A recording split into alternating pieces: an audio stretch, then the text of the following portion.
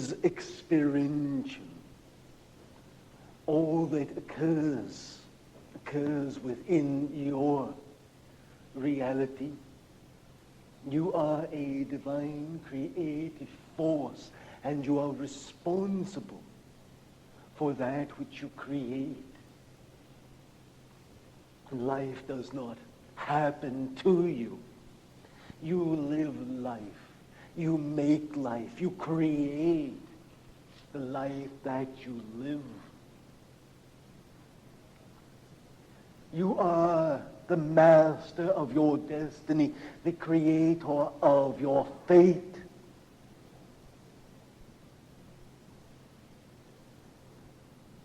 Your actions, your attitude, your outlook upon life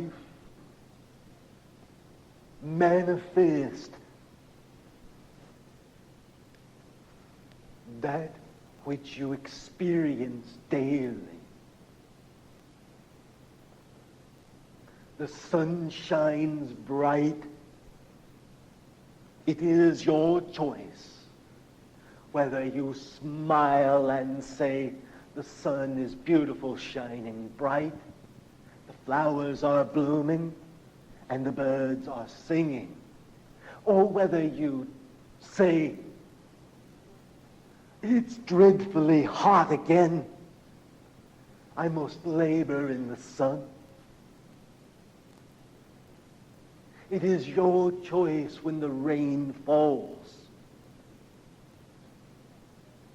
whether you say, the rain refreshes the earth, the grass grows, the air is fresh and brings vigor to life, or whether you say, another wet and muddy day, what shall I do? Trapped inside again. Can't go out when the sun shines, it's too hot. Can't go out when it rains, it's too wet.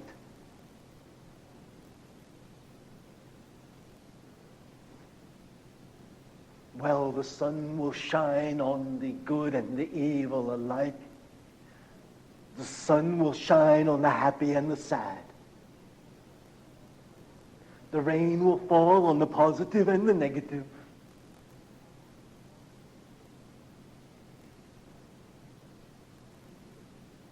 And only your own attitude will make a difference in the experience of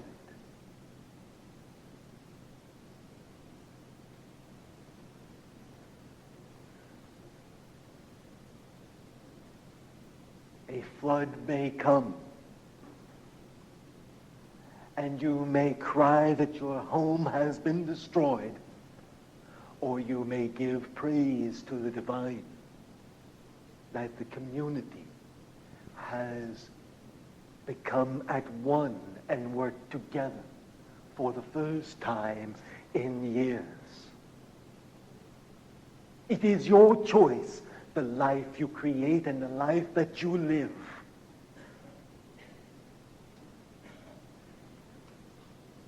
For you are a divine creative force, created in the image of the living and the divine.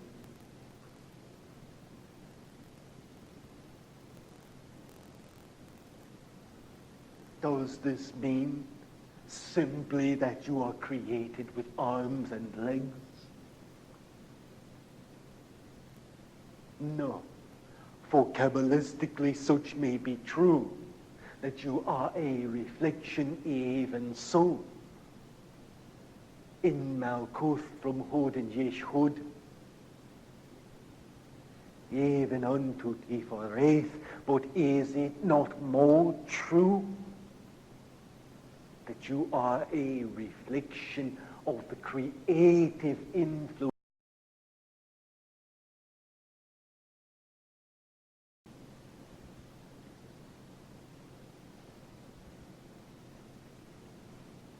So how dare one bewail fate? Fate has befallen one and all.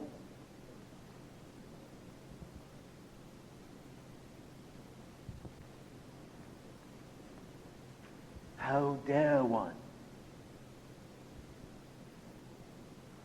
For is not the attitude far more important?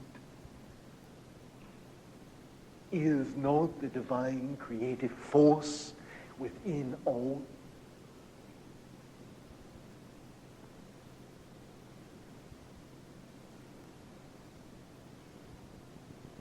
Is not peace and love within all? You have heard it said the kingdom is within, that the kingdom of peace lies within. Such is surely true. And it is also true that if the kingdom of heaven dwells within man, there also is found the depravity of the pit and abyss. Yet is not the nature of man towards that which is good? Are not all children born innocent?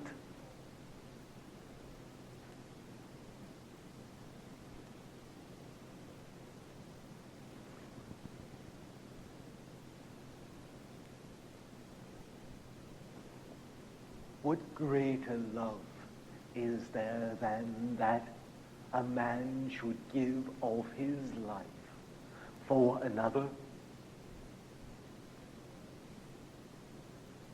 Think you this means that you must sacrifice your being?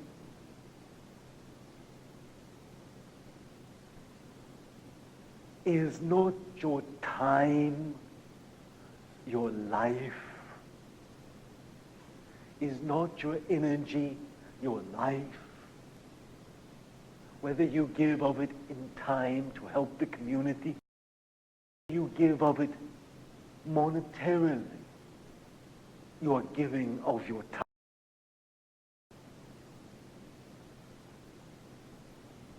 Is not the businessman who contributes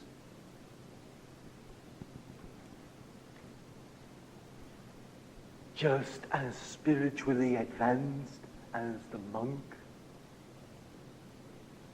Surely so. Even more so frequently. For do not the monks isolate themselves for their own spiritual growth, while the businessman will work within the world at large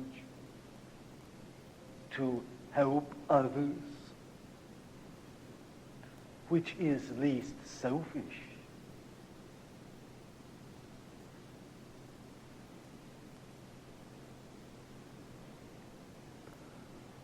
What of the changes to come? Is there not a time awaiting? Has there not been yet a time spared for the consciousness of man is rising?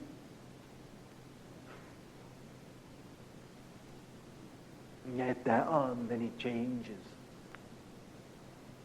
For as you have beheld that Germany came one, and as you have seen the decline of the Russian Empire, see you also the decline of your own empire. Yet there shall ever remain trading, and the language shall permeate the earth. Yet the market shall be weak, ever shall there be both rich and poor. And shall Europe rise again? and under what leadership, and with what change.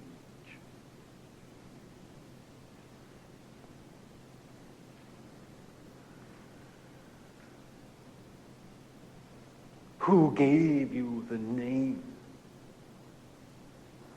of a man, saying that his name would be 666? It is not a mark, for the mark in the hand of the right or the forehead is symbolic, showing the submission of action and intelligence. But the name is actual, showing reformation by Sixtus.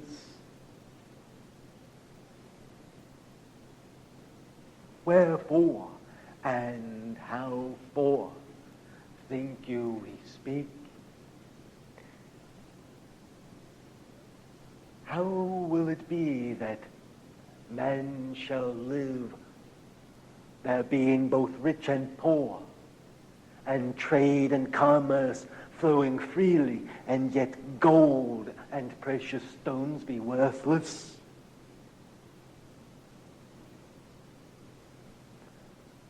For it shall be in a world of electronic credits,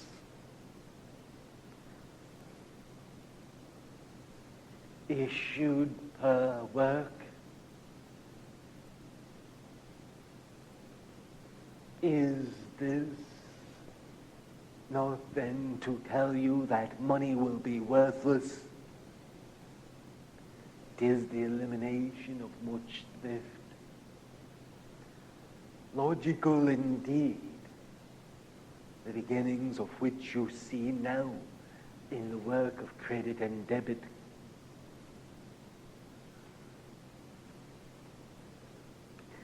And there shall be a market that will come, one worldwide,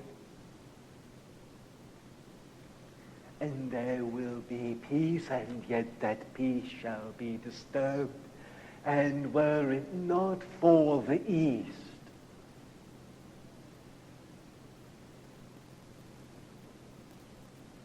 there would be total destruction.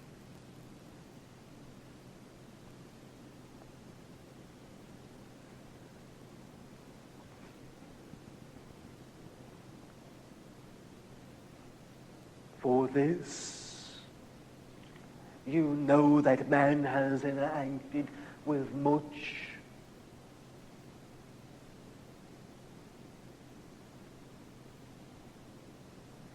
whom has sought the brokerage of power. Has it not been the policy of governments? Whom has sought the hiding of truth? Think you that you live isolated, the only life amongst the planets? Is it not written of old, even by Moses, that though the children of God be scattered amongst the stars, they shall be gathered together? Is it not written even in the Vedic writings?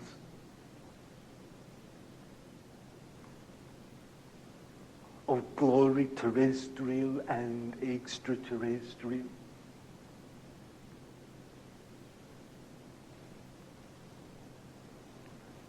How think you that such should be hidden?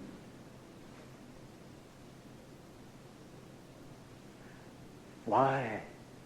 How?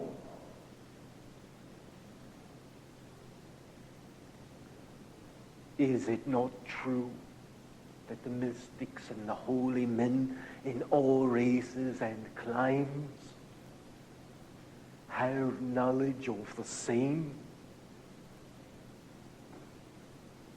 then would a few think they can hold that knowledge separate?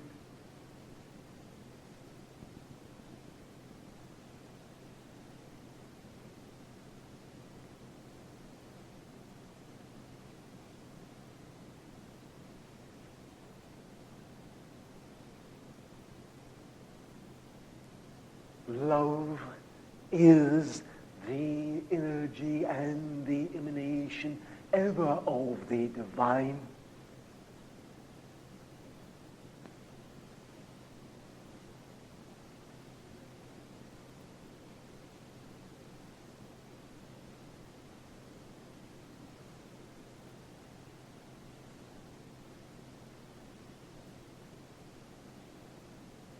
You may proceed as you will. Sometimes I wrestle with this question about sexuality and sexual urges and trying to raise those. Should we be trying to attain another release or redirect these in a more uplifting way? I guess is what I'm trying to ask. Your question is one of the most misunderstood and most troublesome areas of the movement of those who seek for enlightenment. Not because it is a difficult situation, but because of the difference in paths. You would note that much of the Eastern philosophy teaches the subjugation of sexuality. Yet there is also the philosophy of Tantra, which teaches the expression of the same.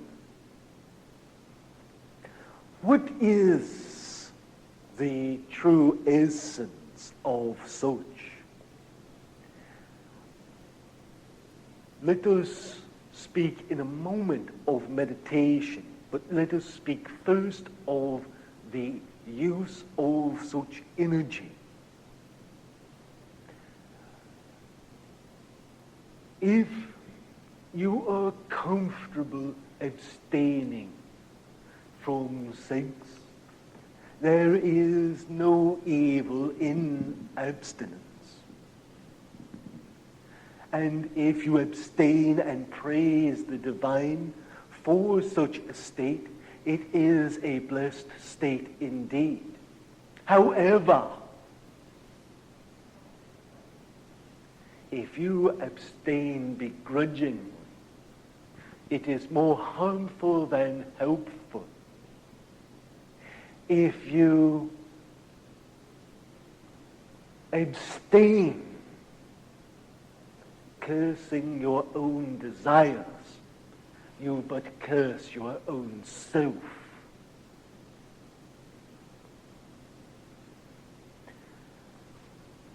As to the expression of sexuality, expression of sexuality as a true expression of love in a relationship of love and understanding is a most blessed state. And all things are pure to the pure in heart. But, likewise,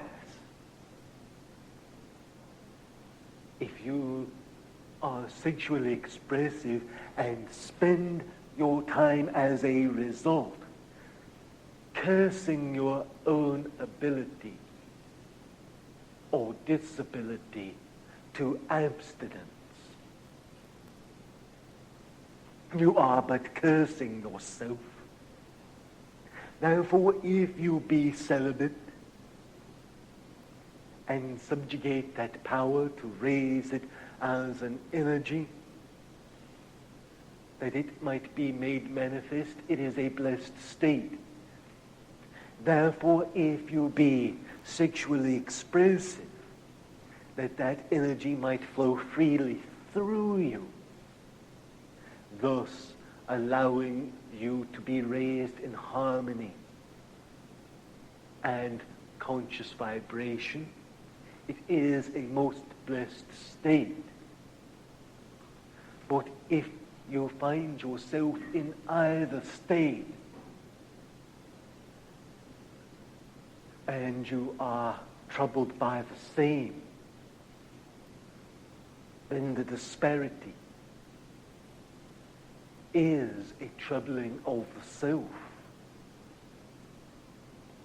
Therefore, if you be a householder, or if you be a monk, live in that state and give thanks, but be not artificially that which you are not.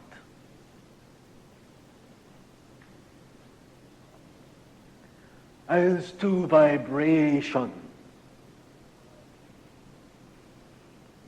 vibration is the grosser manifestation of light. Light is the emanation of love.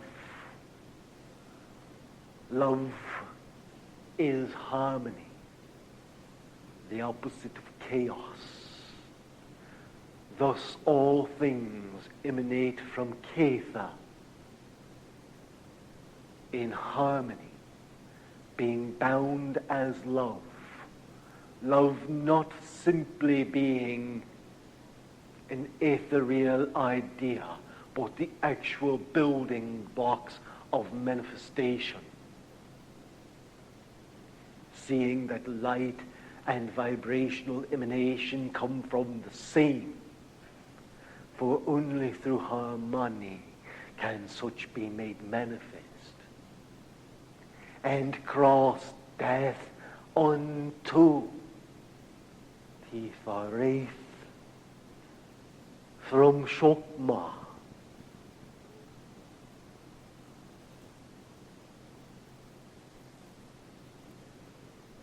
And Binah.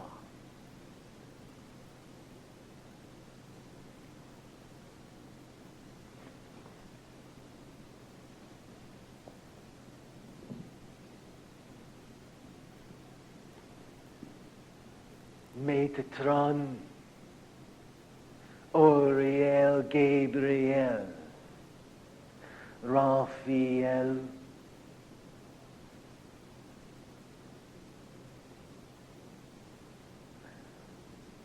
Sadiel, Azrael,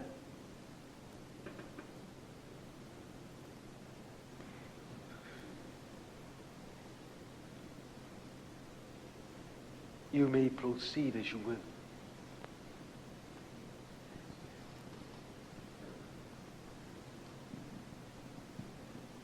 Before you gave us the techniques on meditation, you stated some names. Can you tell us the purpose of stating the names, who the individuals are? I think we recognize some of the names, and what are their responsibilities or aspects? You should be aware that the names that were called were archangels associated with the spheres of the Kabbalah and even with that of death or death.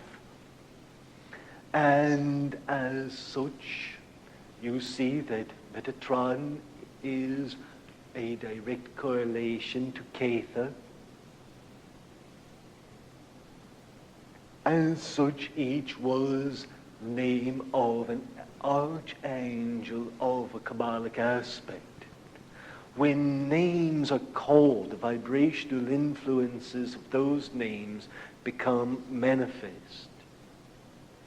Thus, it is that the energy or the vibration being present may be felt.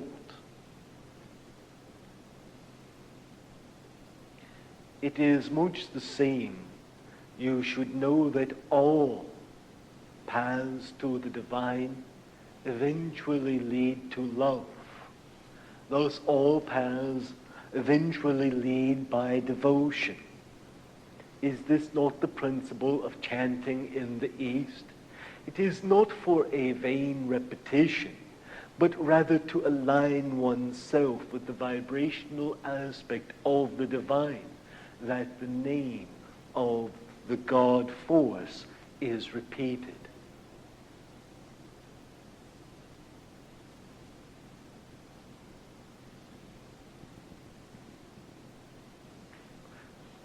You may proceed as you will.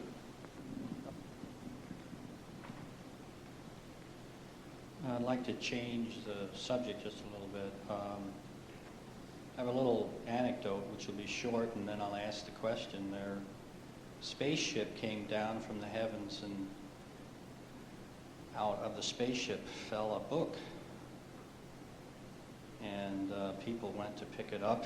This is a very public thing, and they couldn't read what it said, and they put the thing, they entered all the things into a computer and finally discovered what the title of the book was. And the title was How to Serve Man. And everyone was just ecstatic about that, thinking that these entities had come to Earth to help mankind in every way, until it was discovered that it was a cookbook. Now my question. How do we know in our exposure to aliens or entities that come in from outer space, whether they're friendly or not, even if they might appear to be friendly initially? And what should we use as a guide? The second corollary question is, how do they overcome the limitation of the speed of light to arrive at our Earth? Thank you. As to the inference of the possible barbarity of entities, know you that your planet is one of the more barbaric planets. That it is a wonder that these entities, knowing they may be shot at, attacked, bother to try to help man. And if they are unfortunate enough to be removed from the sky, it is men that would be accused of having a cookbook, dissecting the same to see what it is.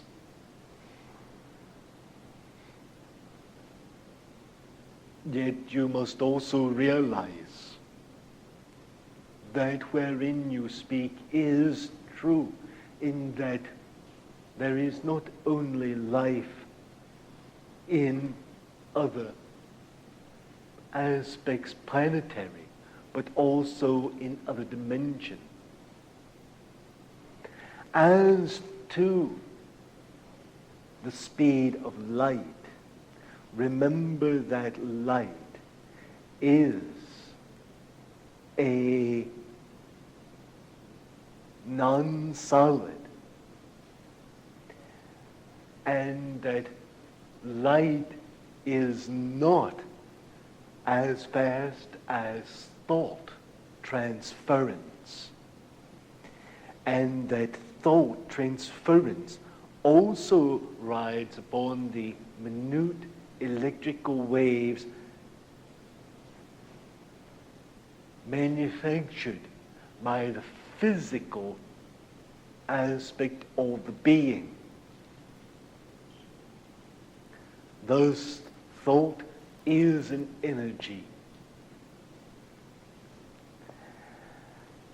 it would be said that there are dimensional aspects of travel that you have not realized, correlating thought and doorways into time.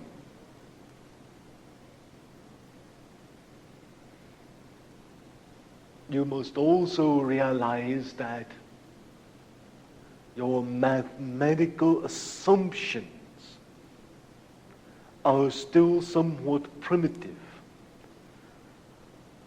For you assume, according to the theories of Einstein, that the speed of light may be approached but never reached. And in your faulty mathematical reasoning, such is the case, according to your theory. But even you know that, according to Einstein's theory of relativity, that there was a minimum of 6 dimensions.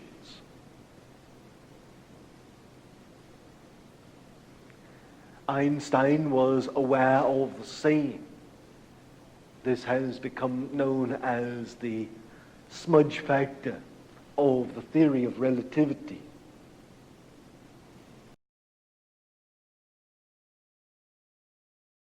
The interaction of the dimensions and the doorways of the same, that time and its relevance becomes a moot point. Time, as you understand it, is non-existent. It is a man-made delineation.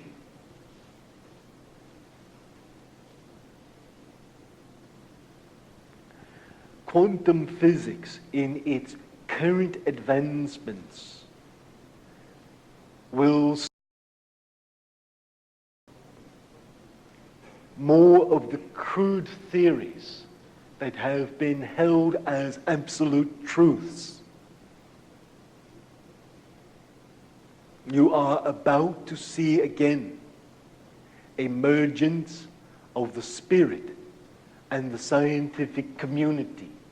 For many things that have been taught in philosophical and spiritual realms will prove themselves scientifically. However, there is much superstition that also must be done away with.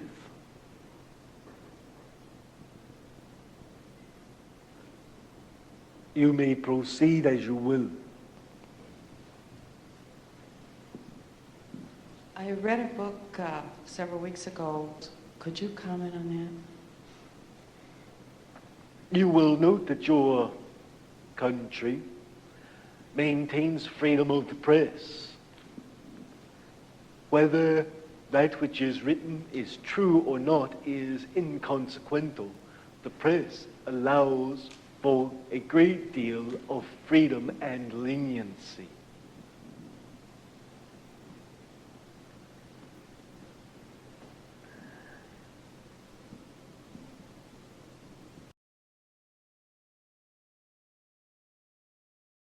Objective.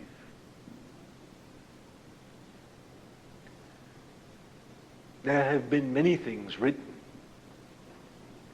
Has it not also said recently that days of darkness were about to befall the earth?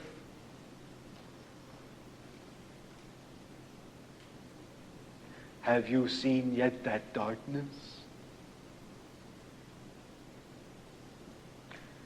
People are always willing for the more dramatic to be imposed, to go after that which is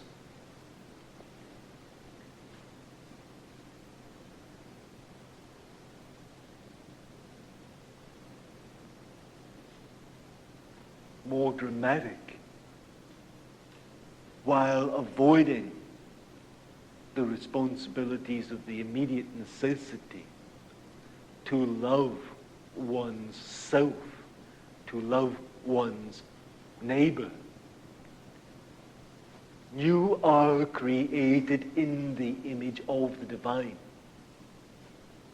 If you would love the divine, then you must love yourself, for you are created in that image and sustained by the energy of the same. If you would love the divine, you must love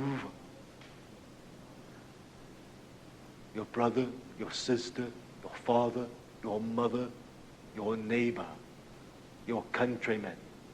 For each is created in the image of the divine and sustained by the force of life from the same.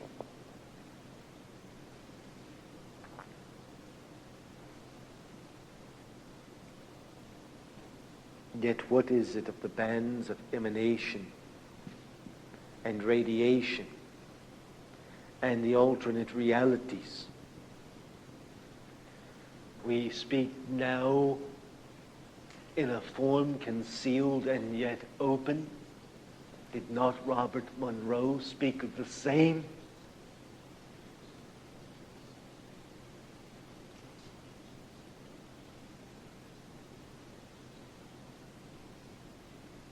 How is it that one sees what another cannot?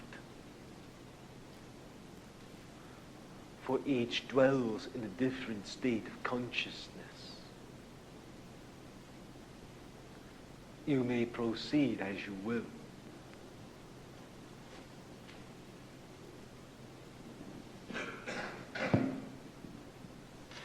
Could you please elaborate on soul growth upon various planes of existence? You are a physical body, mind, body, and spirit. But when you leave the physical body, the life does not cease, does it? And if the life be not ceased, if the cessation has not come, then there must continually be growth. Soul growth here is presented through interpersonal relationships which give the opportunity and challenge for soul growth. Think you, because you shed the body, that the opportunity is not continually present? This teaching is of old, misunderstood and applied to the astrals, gave the result of the ancient conception of hell and purgatory and limbo. Are these not simply the astral realms?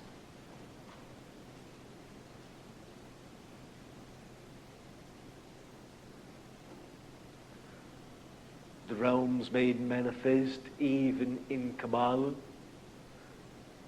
It does not matter whether you utilize the theology and symbology of the East or the West. It is the same.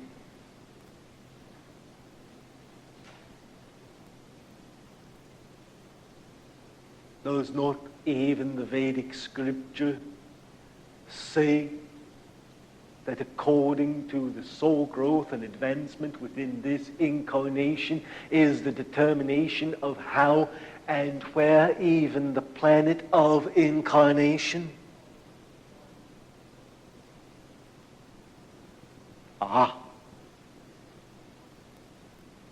Then those entities that you might shoot from the sky and butcher, may they not even be your very own, advanced with souls the same as yours?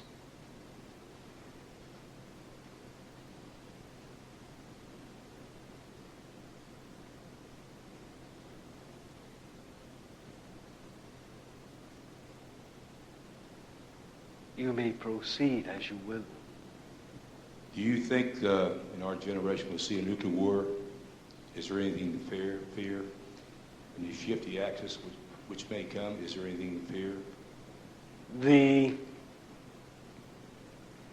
wars, as prophesied by Nostradamus, will occur in a limited fashion. Note that Nostradamus gave prophecies of peace as well as of war. And there is a crucial crux at which point mankind has a choice. All prophecy is conditional. Even the dire scenes of Revelations may be avoided. Just as the prophecies of Jonah were avoided by the children of Nineveh. All prophecy is conditional according to the consciousness and the actions of man, individually and collectively. As to the pole shifts, there have been many of the same. The earth has survived quite well, has it not? Yet mankind, is it not still present also?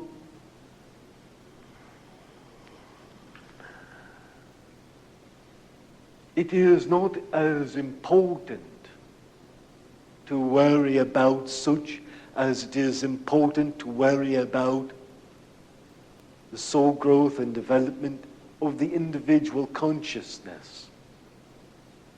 If you prepare the spirit, all else is of no concern. For if you prepare the spirit and you depart the physical, you have gained far more than you have lost.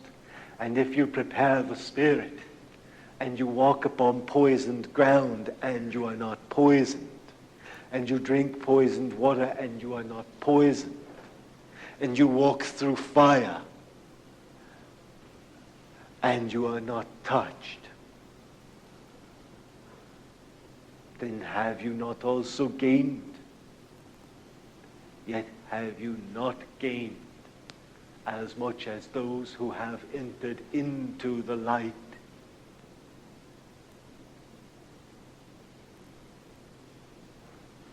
You may proceed as you will. In regard to the coming earth changes, you had said that the best way to prepare for them would be to be dead. Do you have anything further to add to that? It must be realized that such was a statement of dry sarcasm.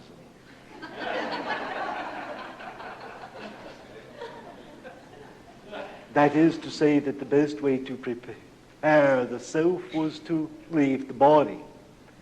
That is not to advocate that one should leave the body.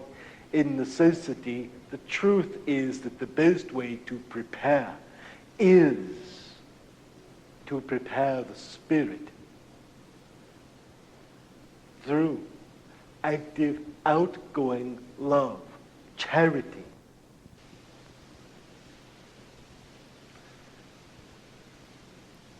You may proceed as you will.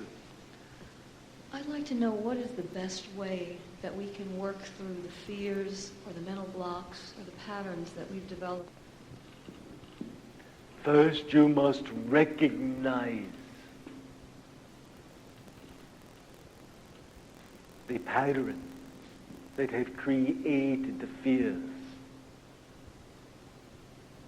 If you know the fear, then you must know the pattern that has created it.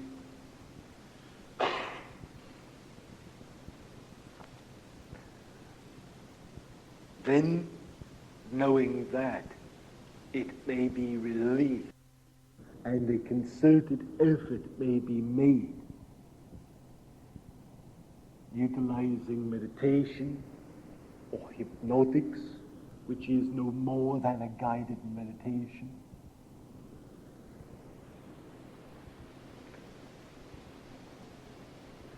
to overcome and surmount the same.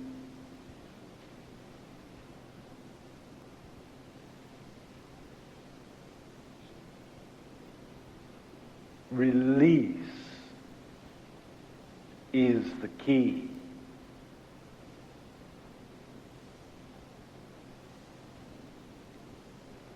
You are going now to say, but how do we release? It is simple, and in its simplicity becomes difficult. For to release is to let go of the attachment to the same. No more, no less.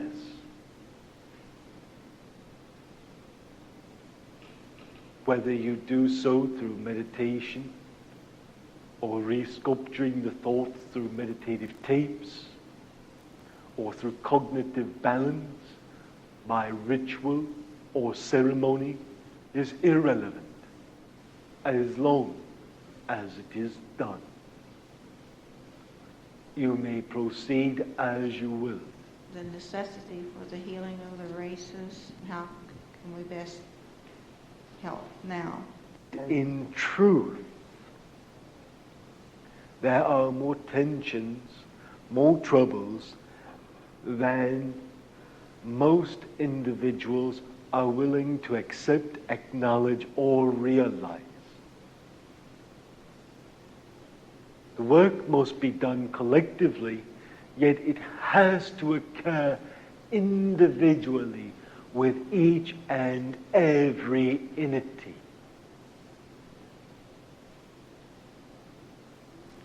This is the time for the preparation of the Christed consciousness.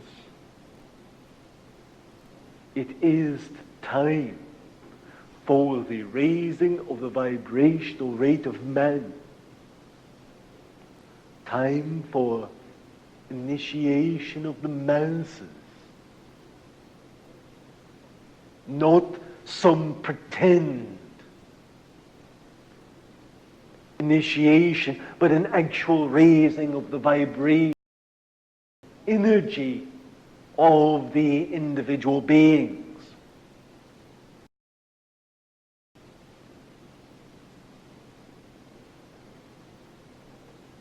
Such can and must occur.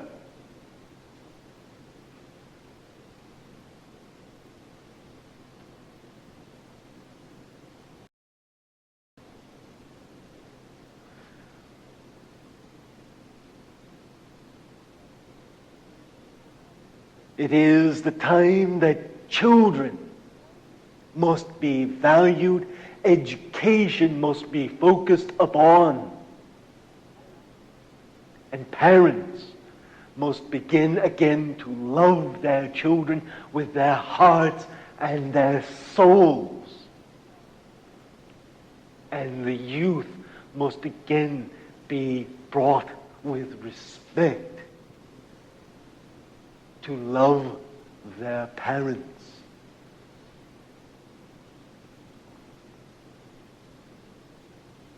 For this is the beginning of the initiation of the consciousness of the divine, of the Christed.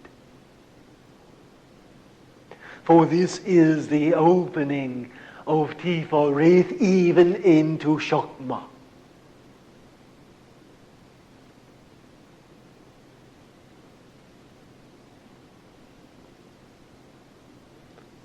For this is the materialization of the ashram of the second ray. What is ashram?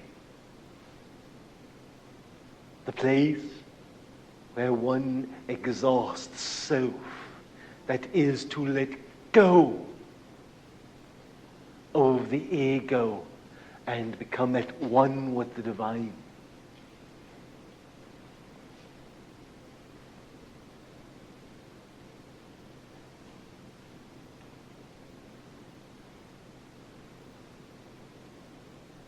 You may proceed as you will. I'd like to ask you about the missing years of Master Jesus, where he traveled. He taught secretly, esoteric and exoteric. People couldn't read and write in his days, 2,000 years ago. Give us about his Holy Family. You are aware that he traveled in India and in Tibet, even so that he taught and learned in the monasteries of the same. You are aware that this was from the age of 13 onward, after he was espoused, before he was given in marriage. And it would be so also that he traveled amongst the British Isles for this with his uncle Joseph. And it would be seen that even as such there were records in the monasteries in the east of his travels.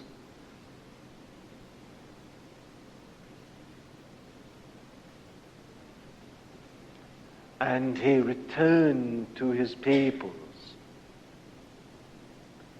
being an Essene, as was also his cousin John.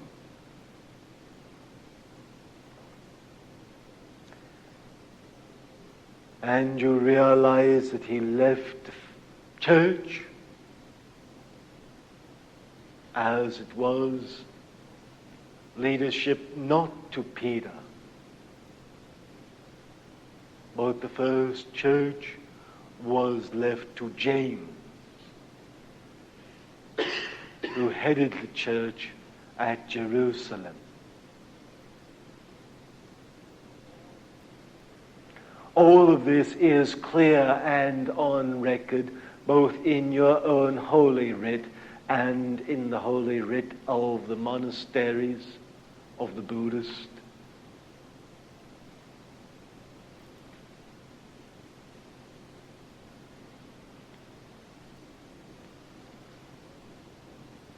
The lost years of Jesus, the missing years, they are documented and recorded.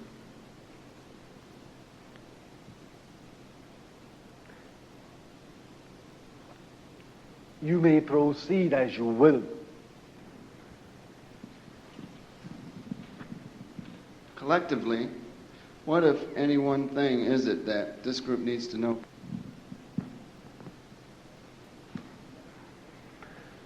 That the divine is within, that you can search without forever and not find that which is within.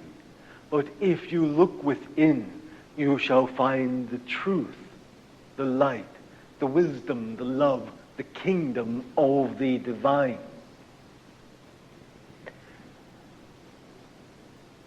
Teachers do not give knowledge from without, but true teachers stimulate the knowledge within, that an individual may experientially grow on their own.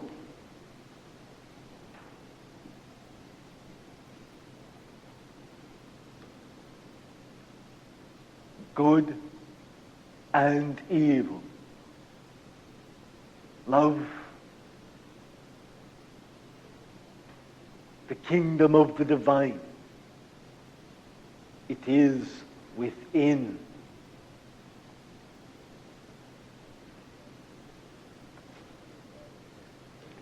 If that be so, then you, being body, mind, and spirit, are that which you live, for the life is the reflection of the mind-spirit.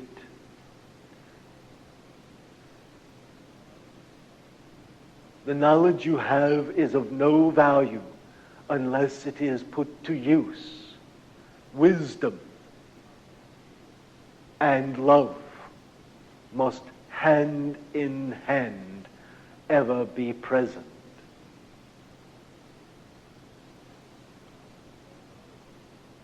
Is there more that should be said? You may proceed as you will. Could be life in inner Earth, in this planet. The next question would be the abominable snowman that everybody talks about. Is there such entity? As to the ramifications often thought of in reference to the Bermuda Triangle, it is true that much of the occurrence there is due to circumstance as well as to space-time continuum. It will be found that the triangle is a rich resource of natural gas which is crushed upon itself in a frozen form and violently disrupts when delivered to the surface and exposure to the same, disrupting both water and air patterns. Such, if properly tapped, is a viable resource which is readily renewed and can be of great benefit to mankind. As to the Yeti, it exists. It travels a path in North America covering even so into Maryland and Rockville upward, even as such into Washington State. It would be said that much the same exists in the Himalayan ranges related closely. You must realize that the panda and the gorilla were only recently found. Man is not aware of much that is on his planet. You may proceed as you will. What will the Michigan and Ohio area go through during the planetary changes ahead?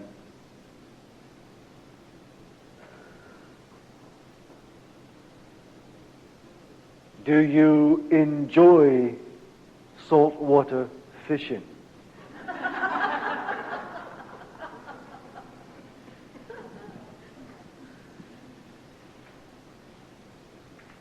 Sure. You may proceed as you will. We were talking about books earlier, and a couple of books that I would like to ask you about are The Keys of Enoch, the Urantia book, and books by Barbara Messiniak. And also, while you're talking about the saltwater, what about selling the house and going on a cruise around the world? As to the books relating to aliens, of no consequence. As to the Urantia, such is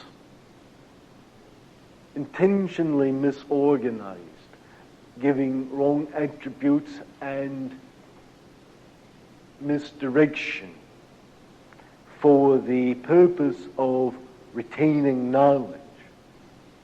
As to the Keys of Enoch, it is an excellent meditative guide, not a necessity, but a good meditational work.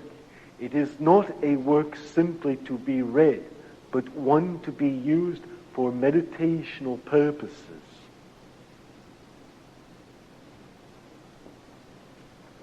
As to selling of a home, it is better to prepare the spirit than to prepare the physical. And you must realize that time constraints are not set, but rather are according to consciousness. Further, there will be islands that will survive, and there will be places considered safe where losses will occur. It is very important that you consider individual consciousness and collective consciousness of the area in which you would desire to be. Do not assume that an area full of those whom believe themselves to be spiritually enlightened will necessarily be spared. For it should be noted that many of those whom consider themselves enlightened are but pompous fools, and many whom never have heard of metaphysics have true love in their hearts.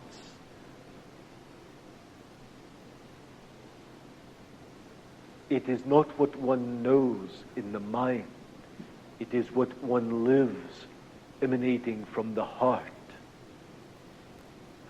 You may proceed as you will. This morning you referred to the destruction of our empire. Is that going to relate to the one world market? It surely shall, and to the rise of the power of the European nations, who shall be bound together. Their language shall be a dividing factor. Yet man worldwide will speak English. Yet the common language will allow a great advancement in knowledge and a great advancement in ability to achieve and to accomplish.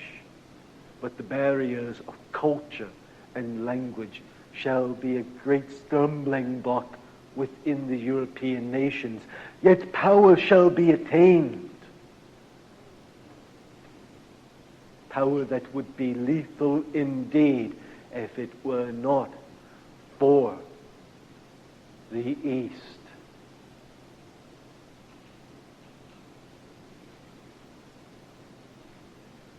The mad dogs of the East, the Asiatic nations,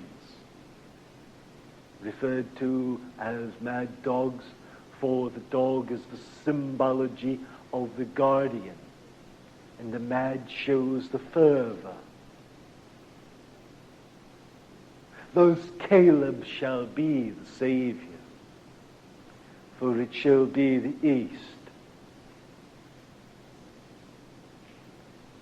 Caleb is Hebrew for the same.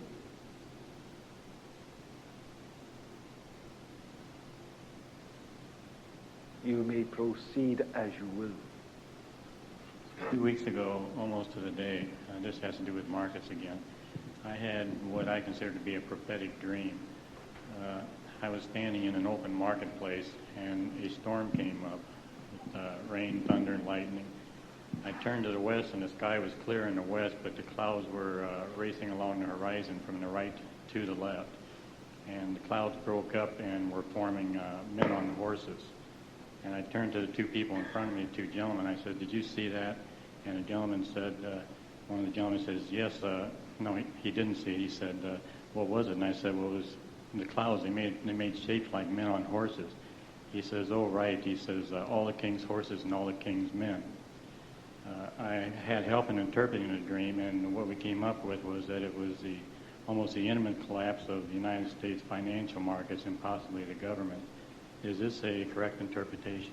The same is true, and the response shows the ignorance and the unwillingness of the average individual to accept and understand the obvious.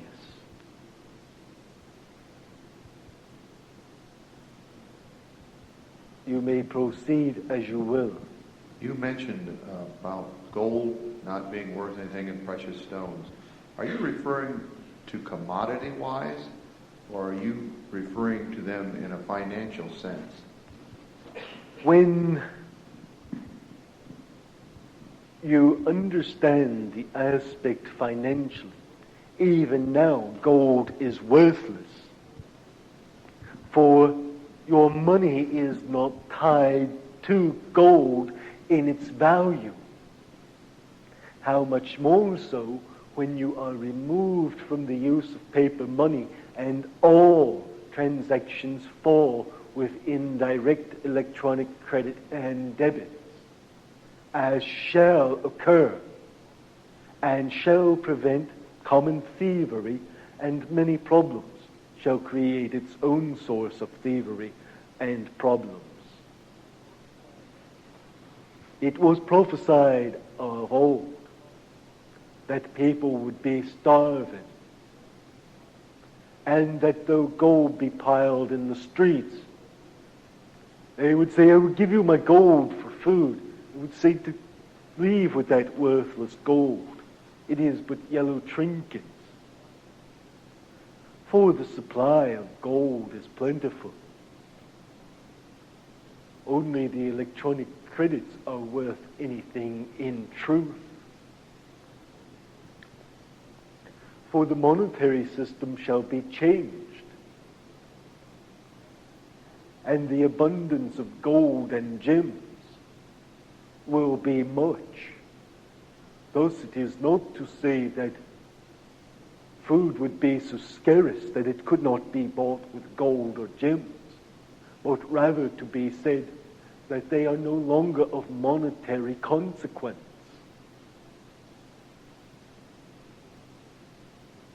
The whole system shall be electronic credit and debit.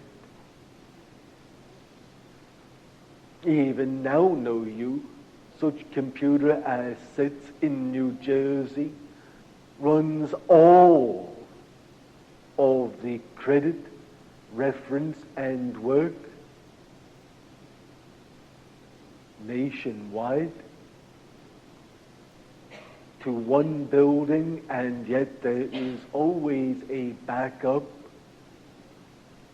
Know you the consequence of the same?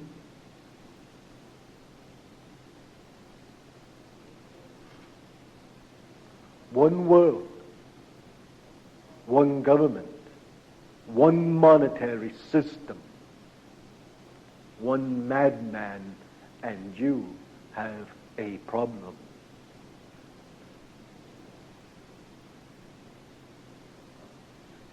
You may proceed as you will. Is it too late for us to stop this? Would repealing the GATT agreement or some of those things with our political leaders help? It is not a case of stopping or changing the course of history. It is a case of changing the spirit and the soul within. Do you not think that the consequences will lead to a situation that will bring a change in consciousness and eventually will be for the evolution of all of mankind? All things work for the good of those that love and honor the divine.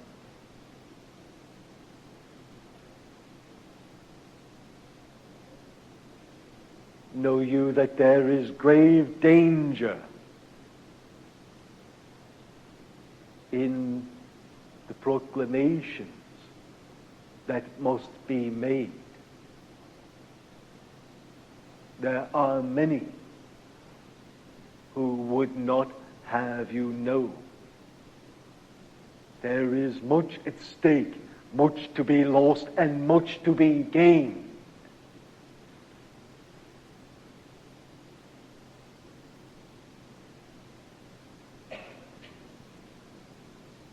Yet, the governments and the powers that be will find themselves at the same odds as China has now found herself trying to deal with the Dalai Lama. Lamaic succession means that death is inconsequential.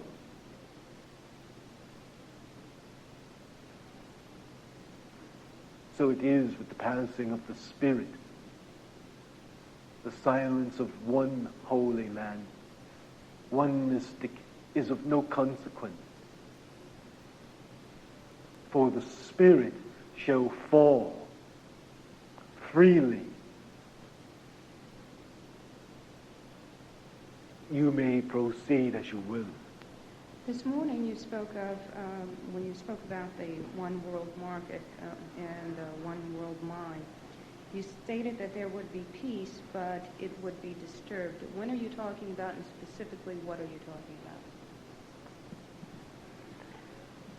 When the European market attains power, it shall attain peace and unity, and people shall be bound by a common thread of religious faith.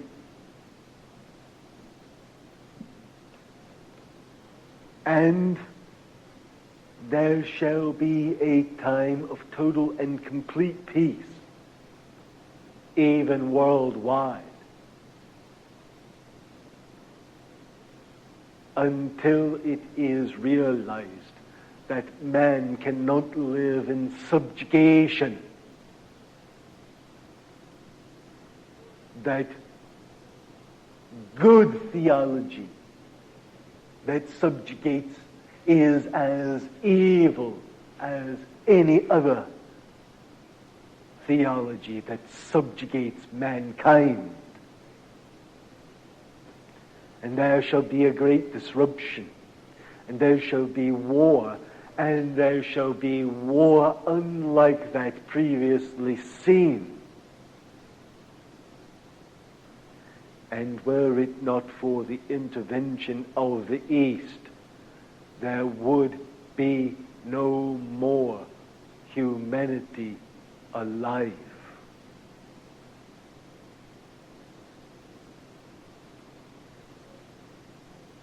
Now understand, we speak in parts and in pieces. If you study, you can find the whole picture. We give you that which is of the more immediate urgency. You may proceed as you will. I want to ask you about the one world government possibility with international bankers behind the invisible forces like the Travel Commission, Bilderbergers, Rothschild families. And I want to know if Germany learned their lesson at the end. Are they not going to believe in this European common market, and which will be the leading religion that leads this pack? Germany shall be united as one. 'Twas said of old, and now it is come. And thus it will be the Reich that shall lead the same. As to the faith, what faith is universal? What word has the meaning universal?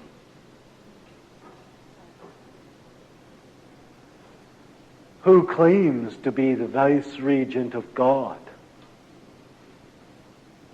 who can choose a name as desired,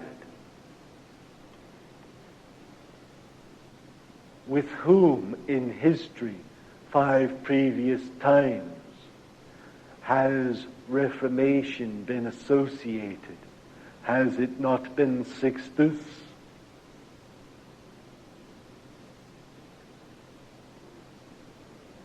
Is it not true that the Word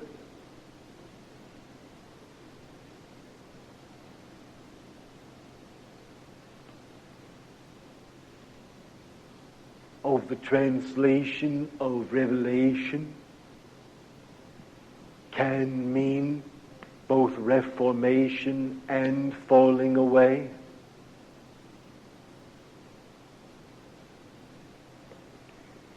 You have spoken wisely. Do not cease to seek wisdom, nor fail to share wisdom with those who will understand. But ever remember, it is your duty to lead a horse to water, not to drown it, trying to make it drink. You may proceed as you will. When we see these words coming to play, the Sixtus, or the sixth of Sixtus, what can we be doing? To helping reform, or to helping in our own way with our own enlightenment and that of others? Is that what we are to do when we see these words coming up? You are now doing that which is necessary. You are seeking further enlightenment. You are praying and you are meditating, and you are lifting the conscious awareness of others. The true work is outgoing charity and love. It is of little importance to shut the barn after the sheep have left. But now is the time. Now is ever the appointed time, for the future is not yet, and the past is gone. You may proceed as you will. In the three-dimensional universe that we experience, there is no three-dimensional universe. What we perceive as three-dimensional, can the force of gravity be neutralized, possibly reversed? If so, how? And is this a process by which the pyramids were built? The force of gravity can be neutralized and or reversed using magnetic and or vibrational and electrical fields. Thus, such can be done with sound or electric.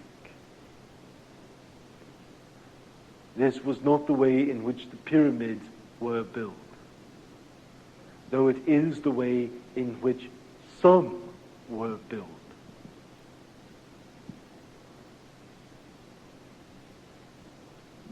You may proceed as you will. A follow-up question on that. Many of the pyramids weren't built in this fashion. What was used to lift these enormous blocks of stone or granite, the distances that they had to be moved and lifted? What process? The same vibrational consequence that was used to move the blocks of pink coral. You may proceed as you will. Yes, if gold and silver and jewels will be of little value, what would you have your assets converted to in the light of the debit and credit and the electronic age? There will be those who will barter. They will barter goods that are actually used.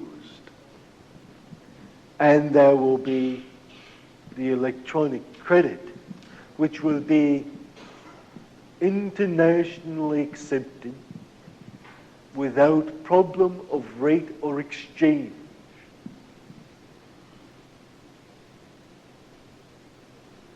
Most people will convert their assets to the electronic credit. There will still be those who will buy and sell real estate and land and houses and gold and coins.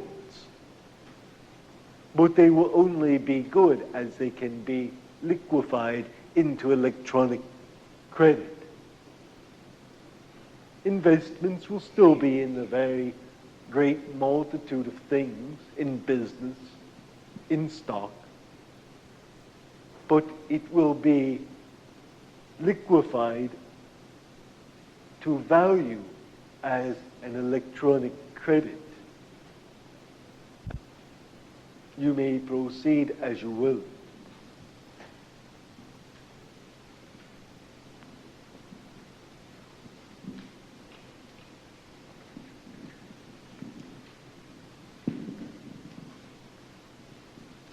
You mentioned that Jesus was being taught in India, I believe, before he was espoused.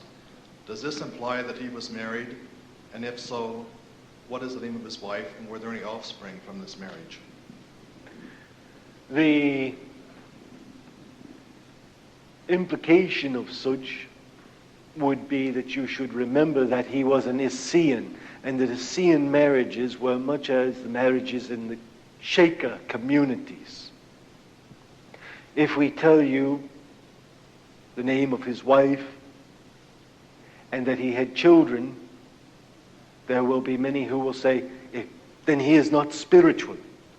If we tell you that he had no children, there will be many that says, how can he be a master and be impotent?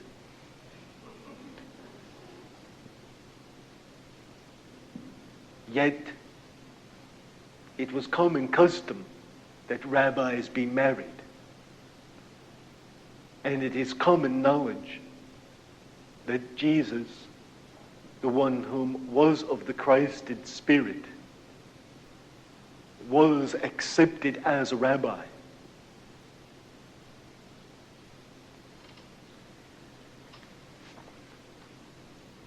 You may proceed as you will, understanding the implications of what we've said. Yes, I'd like to know a little bit more about the process that we've heard about called ascension. Ascension is not spontaneous combustion.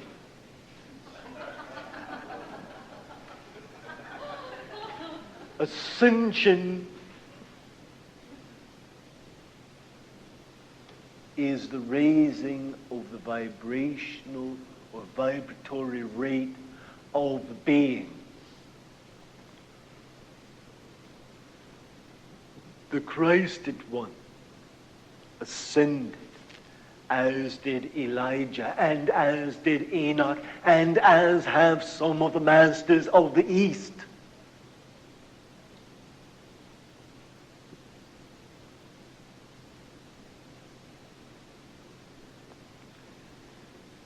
So dissipating the self in an ionic or atomic cloud of effervescence by raising consciousness.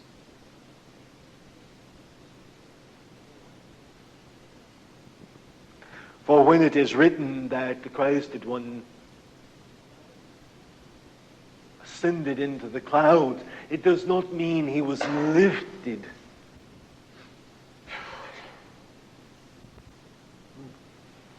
Although such is true to an extent, but it means rather that he dematerialized into the vaporal essence and into nothingness in the presence of those that were with him.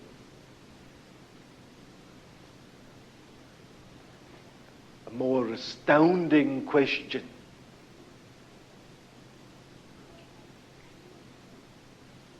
How new Peter at the Mount of Transformation that the Christ did one was with Moses and Elijah. Having never met nor seen Moses nor Elijah, yet he instantly recognized them.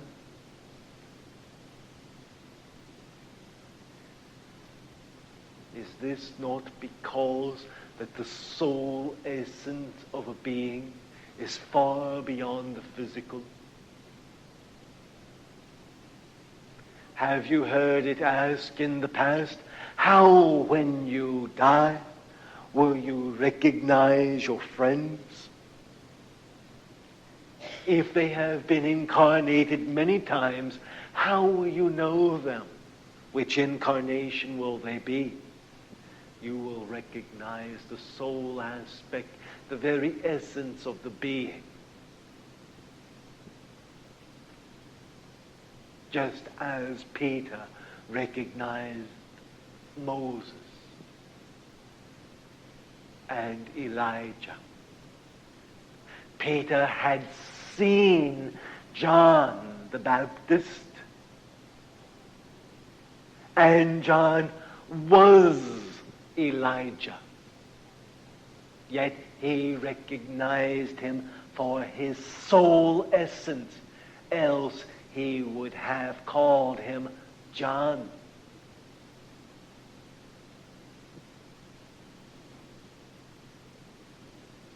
You may proceed as you will. Question regarding multiple incarnations in different planes. Because of so many different incarnations, how would you have a home base? What would you feel as home, even though the real home is with the one? Should we make this more complicated?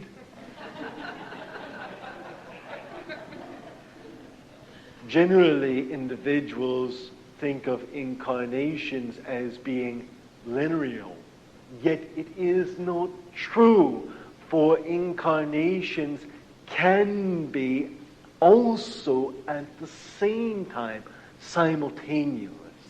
If incarnations can be simultaneous, it is then to be realized that time is non-existent.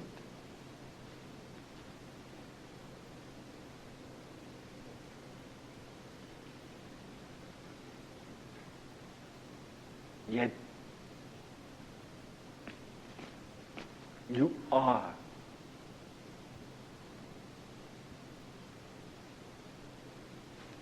self within the being of self. Home is the realization of the God self, the divine. Each of you present have within yourself the essence of the divine God aspect, the kingdom of the most holy and glorious is within each of you.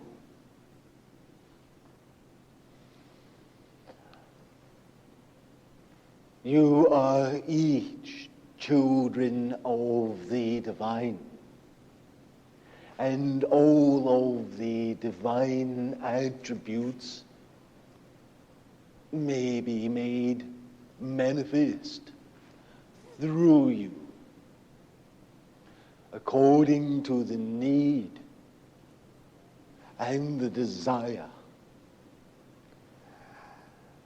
and the purpose of the heart.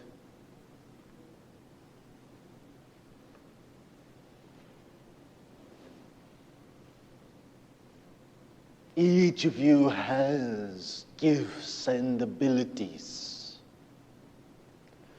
which may be made manifest, not simply for the edification of self, but rather for the uplifting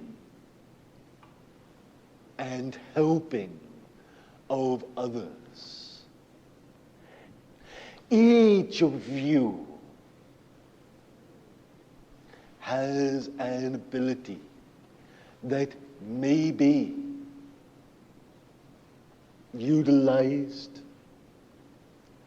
to show the divine God aspect, to bring that reality into the understanding of others.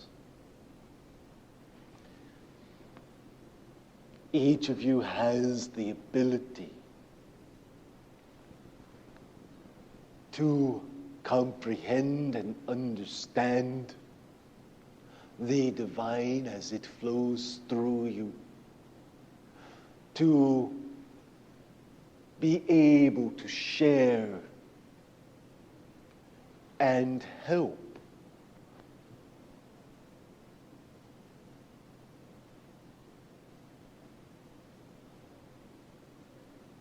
Each of you has the ability to see, to hear, to feel, to know in some degree.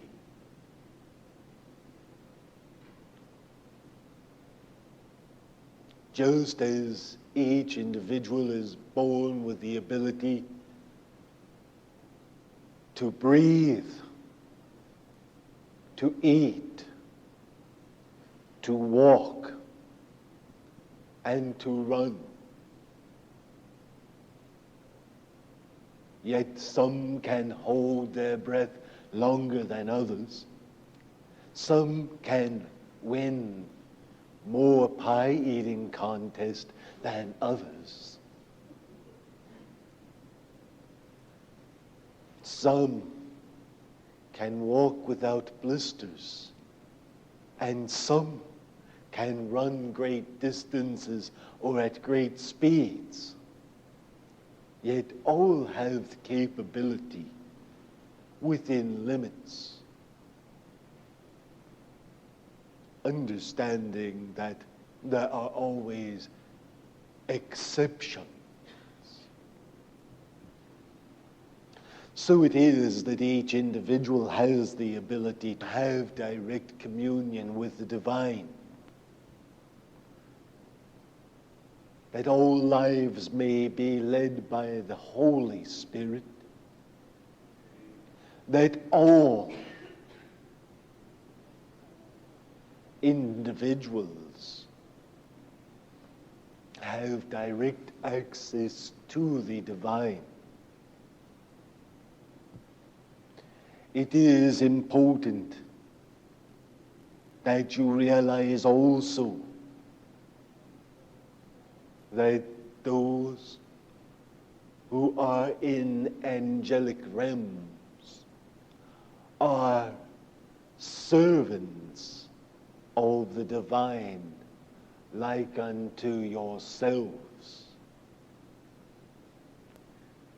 Angels are not to receive your worship, but they, like unto you, also worship the divine.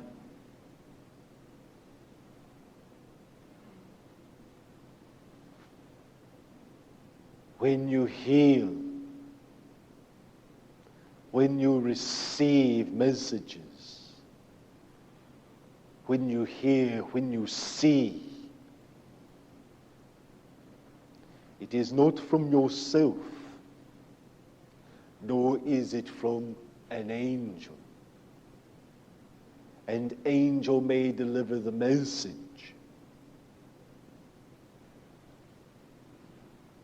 but the message is from the divine.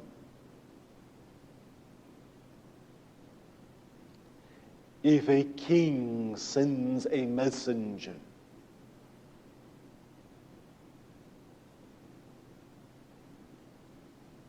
does the recipient of that message consider it the message of the messenger?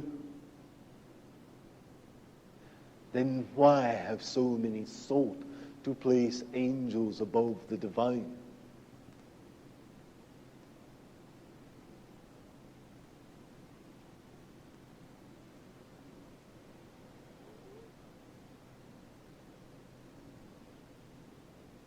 Would you pray for power?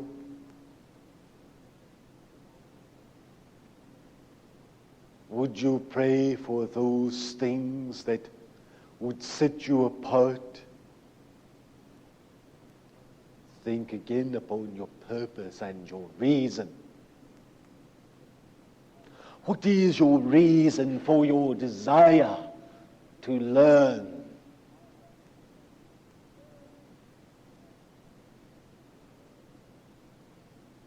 Is it for greed? Is it to be better than someone else? Is it to feel more holy?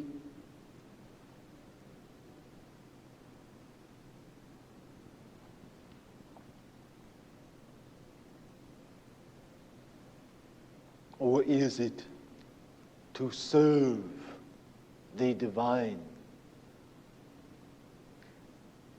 and to help and serve?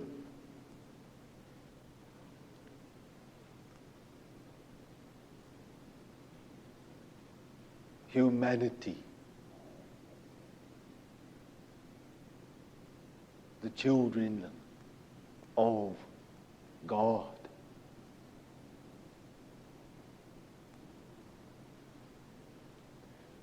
Your motivation is important.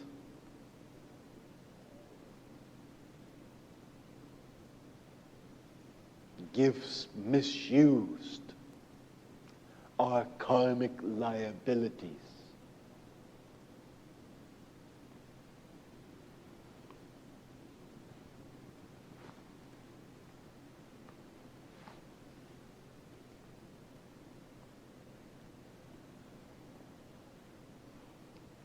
How would one pray?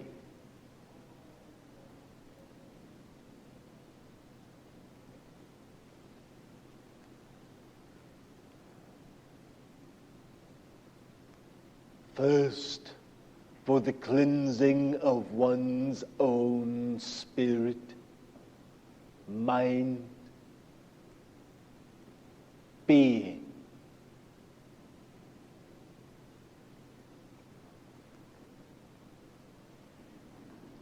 Second,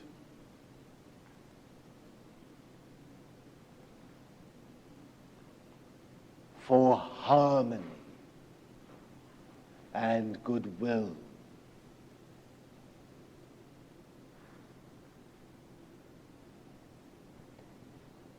Not in repetitions. Does this mean that chanting is wrong? No. For chanting is the repetition of the divine name or divine sounds to align oneself with the thought vibration of the divine. The avoidance of vain repetition means that you should not simply recite rote powerless and useless prayers from memorization.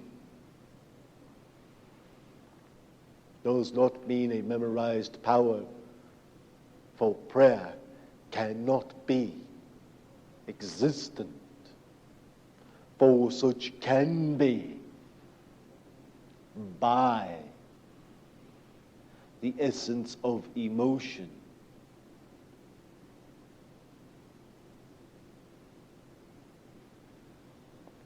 But prayer should come from the depth of the heart and the soul. It should be felt and meant.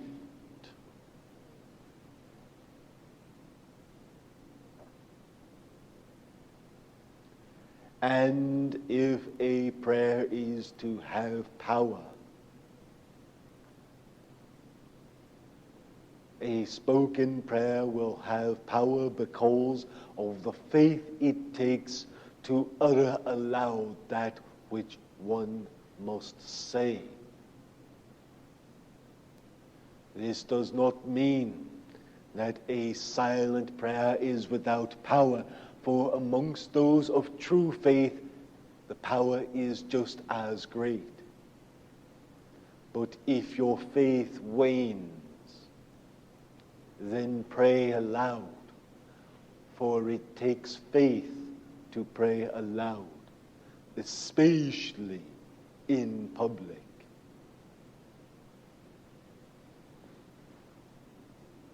As to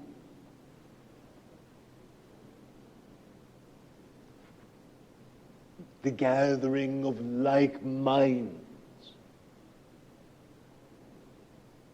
prayer works an exponential focus.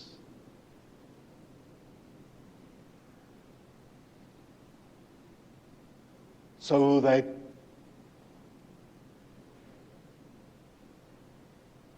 the more people you have, the more powerful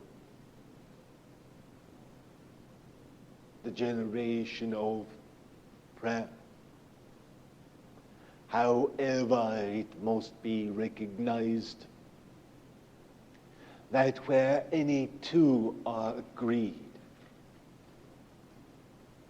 this does not mean simply where any two pray together, but where any two are agreed, actually at one in mind and thought,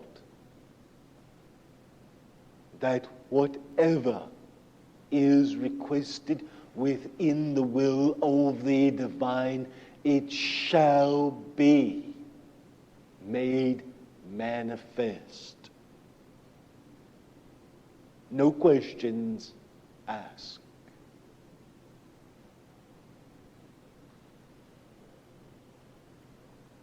Prayer is not simply the uttering of words. It is from the heart.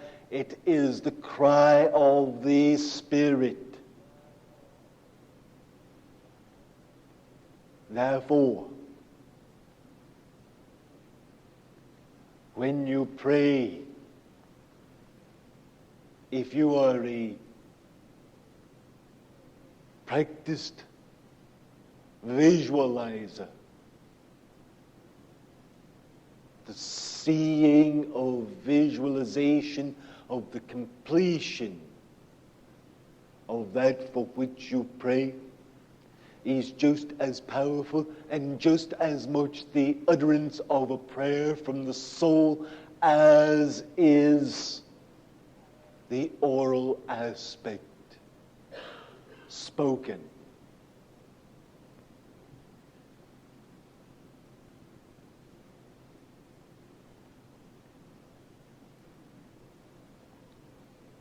To whom would one pray?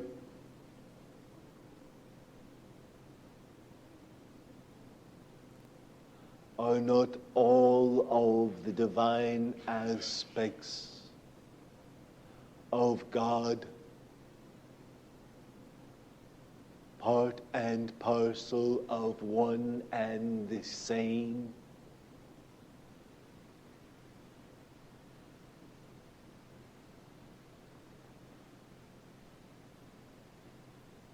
You may proceed as you will.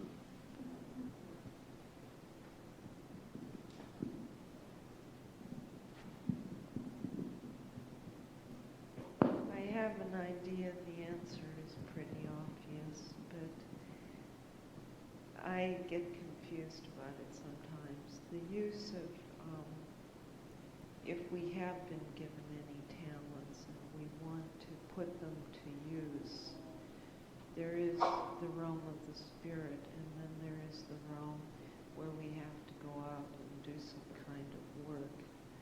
And sometimes we're not sure that the work we're doing is, that it's like perfectly supplying an outlet.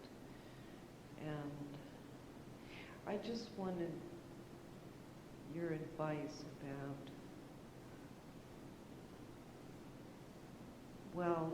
I do feel this confusion between work on the outside and doing spiritual work. And some people are pretty lucky to be able to work just doing their spiritual work, and other people just have to go to work. And I think I have to not be confused about it, but if you have anything to say to help me, that'd be fine.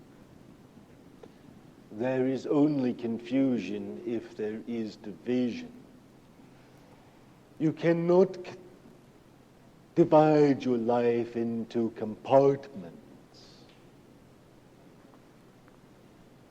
and say, this is my work, this is my philosophy, this is my spiritual day, this is my time to do the dishes.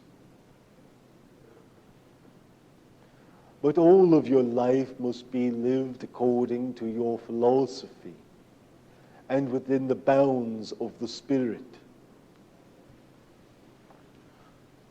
So that when one co-worker says, it is an awful day, you do not respond. Mondays are always like that. But rather,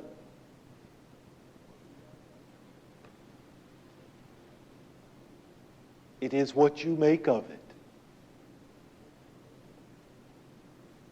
If you desire to have a good day, you will. It is a simple truth to speak, not a difficult thing to do. Nor is it an overtly proselytizing spiritual message, but it sure may give a smile and a lift to someone that needs it. And if you see someone hurting, it is never wrong to meditate or pray for good, even if it is not accepted. There is no loss.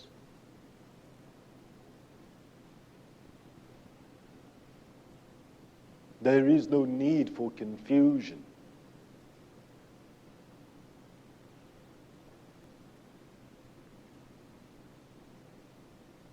Is further clarification needed?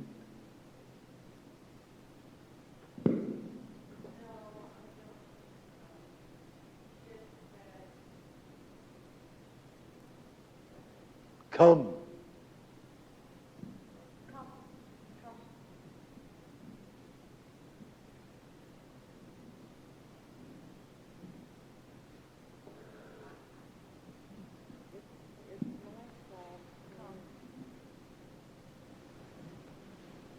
What do you feel?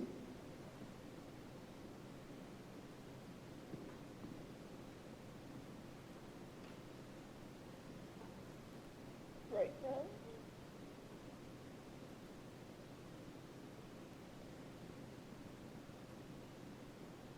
I often have low self-esteem because I think I'm trying to be spiritual all the time, and I don't measure up to my own standards. But I feel that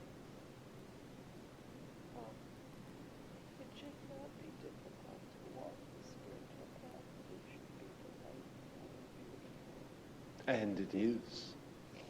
And you are divine from within to without.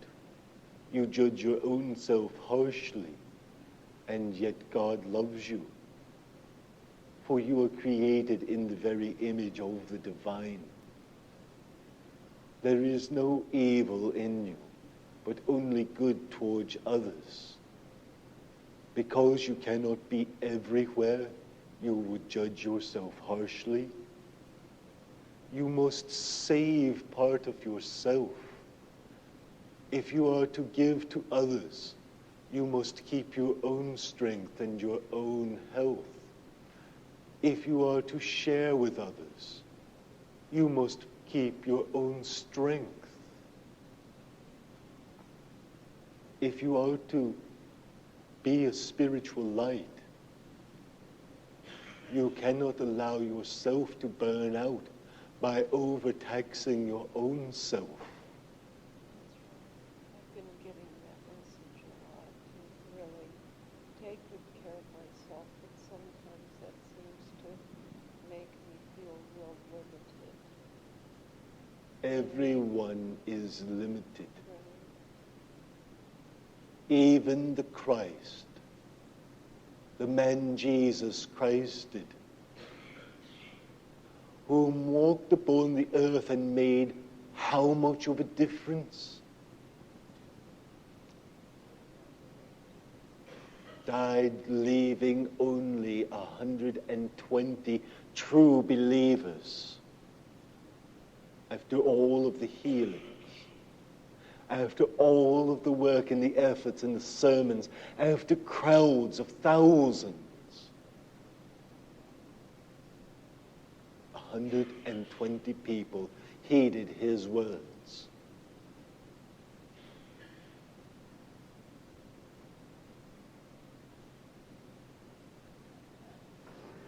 Have you spoken to thousands? I haven't spoken to thousands.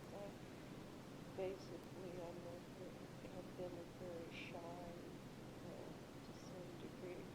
Well, I'm overt in one sense, and then I'm shy and withdrawn in another part. So I used to feel that I had a mission to help many people, but I haven't been able to do it. If you save one life, you have saved a nation. All of Israel sprang from but Abraham. And Abraham brought forth but Isaac and Ishmael.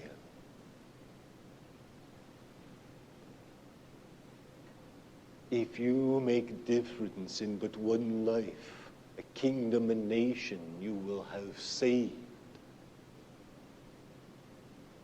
What desire you more than aught else?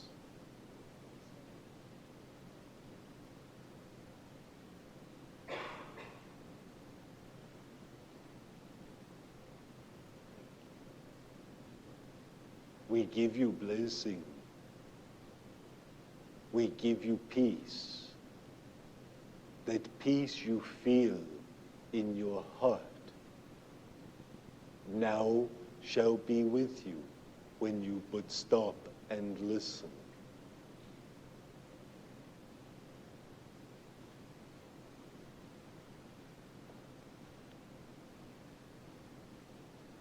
You may proceed as you will.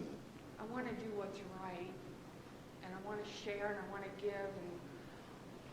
And the shift, I'm on midnight shift, and I'm the only one there to help them when things go wrong. I don't know, it's confusing. There is no need for confusion, and you need not fear nor worry as you would, for your intent is important, and your intent towards good is important. Further, you must realize that the development of a mode of knowledge, storing, retrieval, is not in itself evil, nor is your work evil, and it can be most beneficial. There are many lives saved due to communications, due to finances, due to medical knowledge.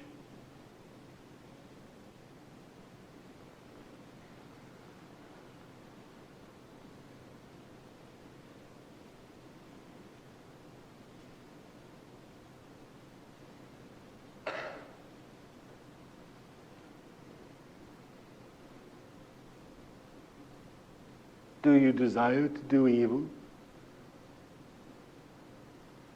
No.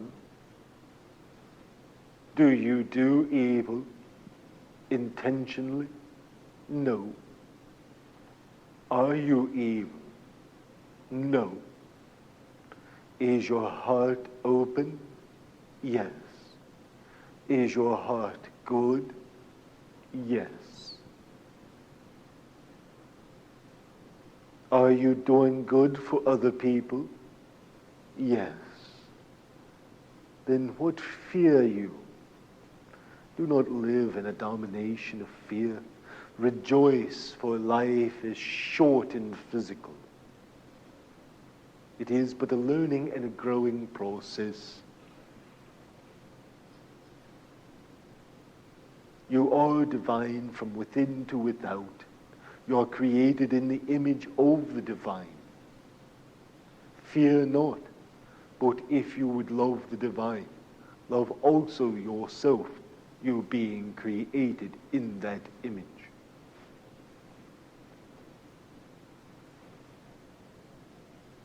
When fear is used to manipulate,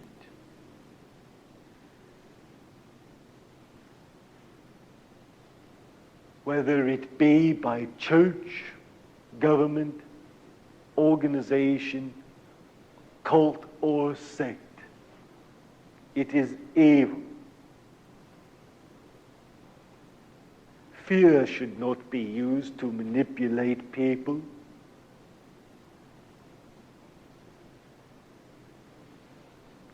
Speak of black magic and then condemn everyone to hell so that they will shake and quake and do your bidding and place money in the collection plate. It is not the way of truth. Truth tells of love. Truth tells of the divine gifts. Truth tells of mercy and long-suffering.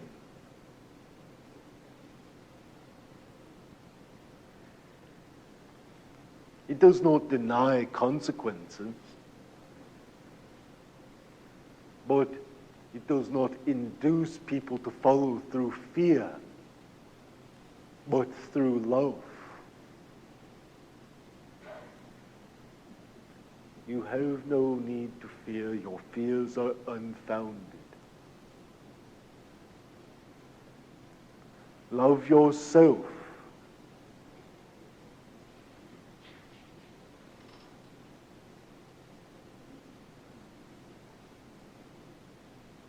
It is better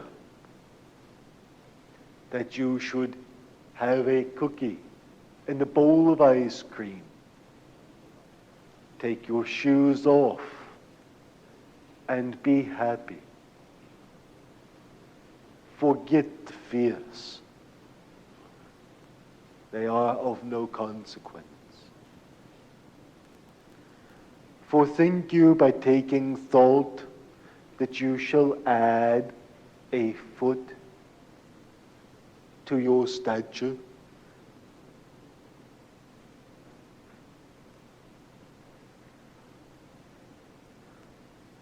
Love yourself. You may proceed as you will. I am unable to see auras. And is this a severe handicap? Do you have to use a special restroom as a result? No. You do not have to go to the oralist restroom. You are fine. It has nothing to do with your spiritual development. Spiritual development is indicated by the ability to love and to express that love in active, outgoing charity. The lack of ability to express any individual spiritual gift is of no consequence. John the Baptist, until the time of the Christ, was the greatest of prophets. He was an incarnation of Elijah, who had manifested many powers and miracles. Yet John manifested not any such miracles. Yet the Christ stated without hesitation that John, as John the Incarnation was the greatest of the prophets that had lived. Why? Because of the purity of the heart of John during that incarnation, the wide-eyed innocence. Oh, it is true, John did not comb his hair, and he dressed poorly, and he ate a very radical diet. It is also true that John was a big man, and that he fasted frequently, that he prayed, and that he seemed wide-eyed and wild-eyed.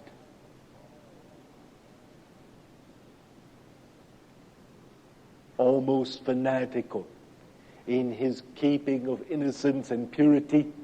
He was more pure than the purest of the other Essenes. So pure that he had real questions when Jesus, as a man and following the lead of the Christed Spirit, ate liberally at parties, joked with sinners, and drank wine till his heart's content. John, the greatest of prophets, began to have questions. Can this man be the Christed one? Even he had to be reminded. Do you not see the Father's work? The blind see. The lame walk, the deaf hear. The broken-hearted find peace.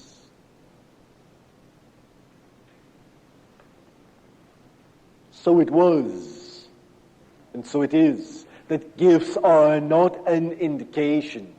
Abilities are not the least of indication. Nor is doctrine or dogma. Many spiritually advanced good souls spend a life of outgoing love and yet are locked into the rigidity of a particular faith or doctrine, never to question.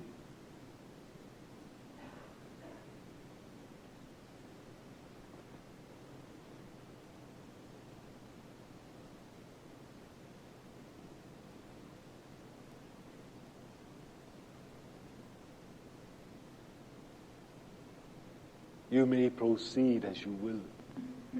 Personally, I would like to know more about what is meant by the use of the initiative as it's been used today. Initiation raises the level of awareness, for it is a transfer of the consciousness,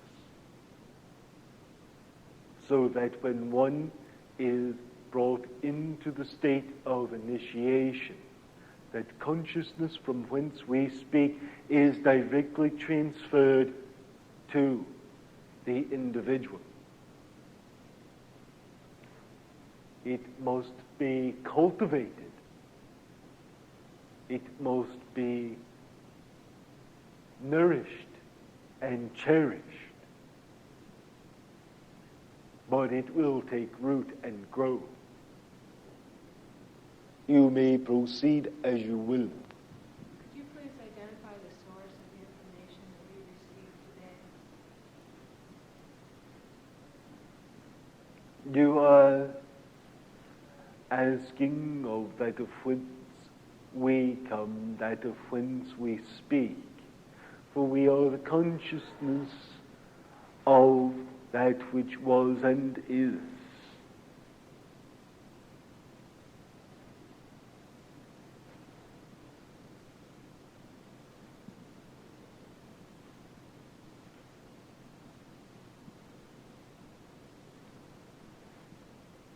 The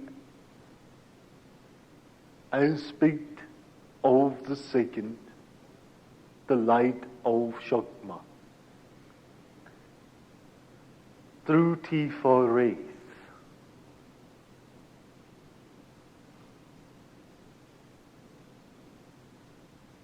For those whom would understand in that way, force without name,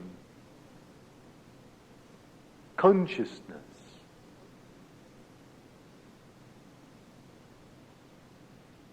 without form.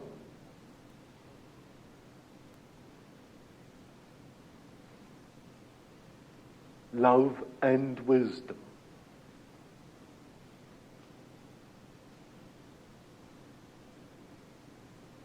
It is not important ever to seek a name, but to seek the validity of that which is given.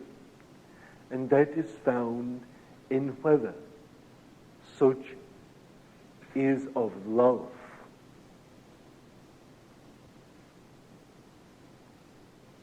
That which is of truth is of love. Love is the primary essence of necessity.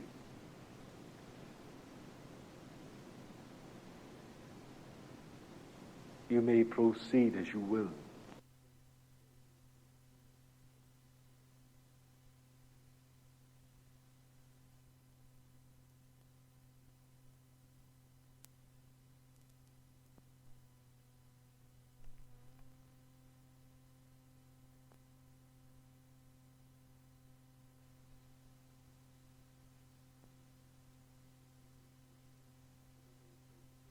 You may proceed as you will. I have had emotional problems. As to emotions, everyone has emotions, and the struggle of mastery within life is to find a point of disassociation, of non-attachment, wherein the emotions are calm and still. Of course, upon that path, the hard and rugged journey, one finds often great difficulties and many problems. When one asks for enlightenment, does not one expect to be tried and tested? To be purified and rarefied, and to be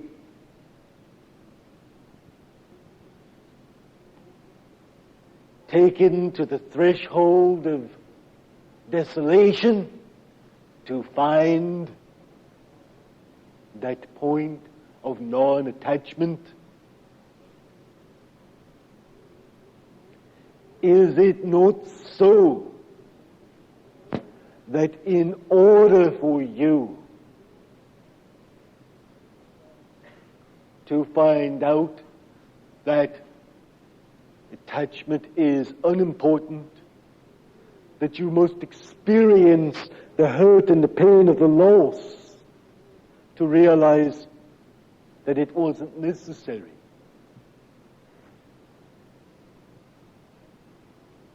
And you seek to visit the Master? Yes, I do. Yet the Master is ever present with you. And answered my question. To each of you, allow us to say that there was a man who walked upon a path, and a great tiger leapt forth at him. And the man said, "Oh God, save me And the tiger came closer, and the mouth came open, and the teeth began to close, and the man was within the mouth of the tiger. As he shut his mouth, suddenly a hand took a hold of the tiger and lifted its mouth open and set the tiger aside, and the tiger became tame and gentle. And the man said, "God, what took you so long?" That tiger almost ate me alive.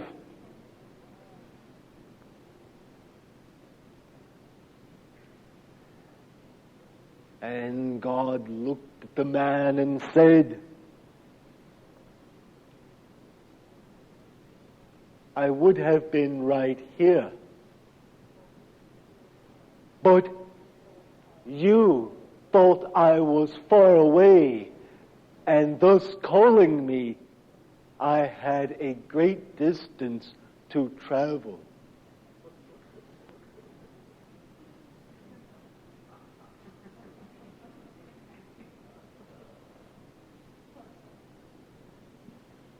You may proceed as you will. I have, for the last several years, a reoccurring dream that I have lost my purse. I am very devastated and cry hard and am exhausted when I get up. I am not careless with my purse, so I don't think this is a warning. What could it mean? What do you carry in your purse? The most important things I own.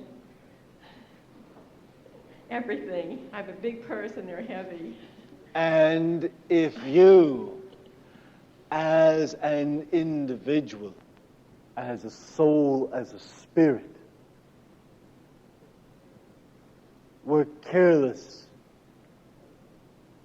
and had your spirituality stolen or misplaced, would it not be the most important thing that you possess? Yes, by far.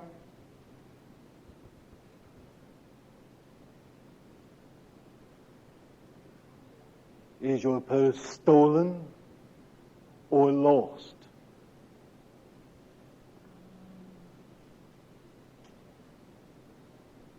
Stolen. Be aware.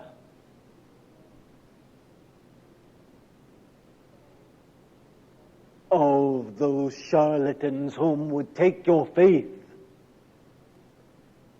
in the name of the divine.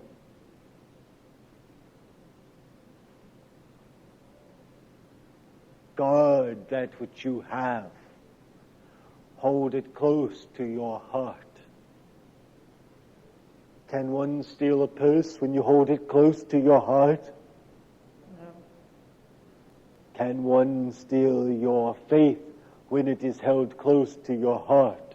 No. You have answered your own riddle. Thank you. You may proceed as you will.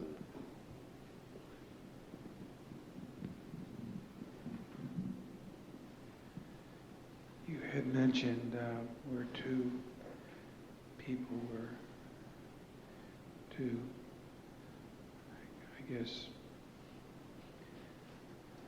hope and pray or meditate for the same thing. Could you help explain how the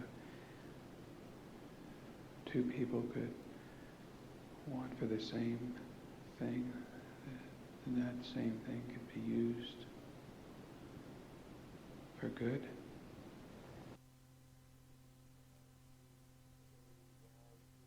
Say there is a need, perhaps an evil one, that is causing problems in an area. Or a drought that needs relief by rain. That sounds pretty possible, does it not? Yes. You talk together. We would like a rain. We do not want it to be a flood. It needs to be slow. It needs to be able to soak into the ground. Sounds reasonable, does it not? Yes. It should not be so long as to cause things to begin to rot, but long enough to be beneficial. So can we agree on that? Yes. Then we come to a common agreement. Then is it difficult that we should bend our knees and pray together? Yes.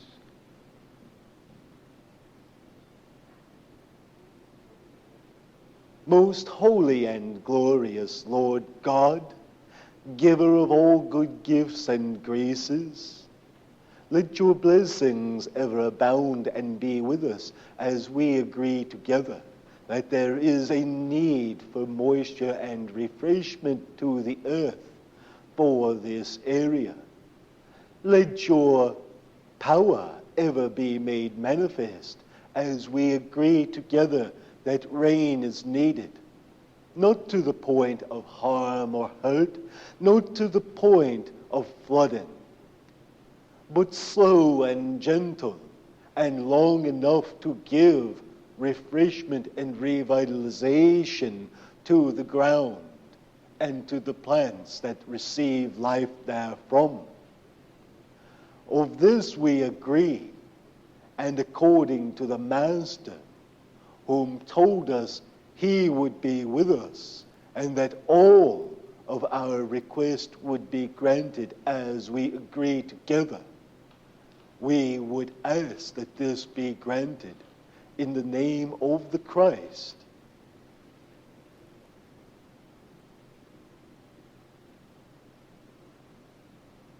So may it be. Is that difficult? No. You may proceed as you will. Earlier, somebody mentioned the struggle within. You said, don't worry about the struggle within, but the results of what you do. And I guess the struggle within for me is love that wants to be expressed seemed to be blocked by fear. And I guess my prayer is for increased faith. So especially faith in myself and in the gifts God has given me, so that the increased faith can move me through my fear. And what do you fear? Failure.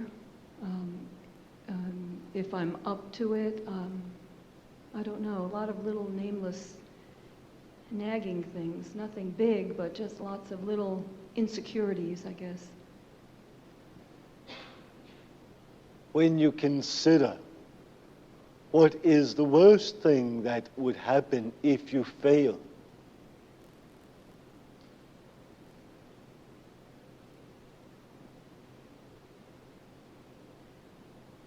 Looking foolish or feeling bad about failing?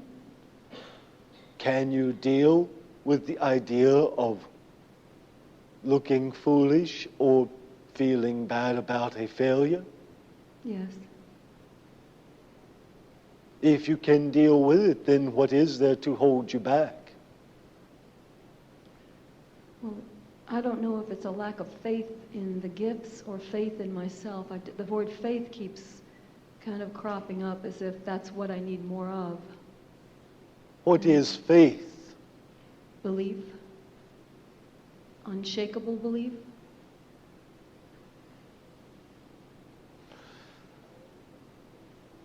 How is faith demonstrated?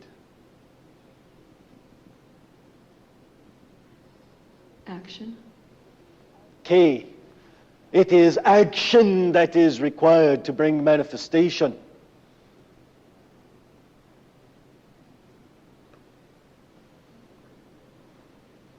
What do you desire? I guess I desire a healing, and I thought it was for more faith.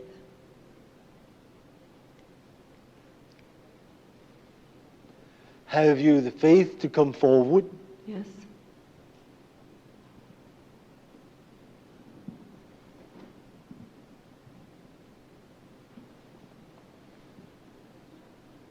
And what is the jewelry that you wear? Amethyst. May we?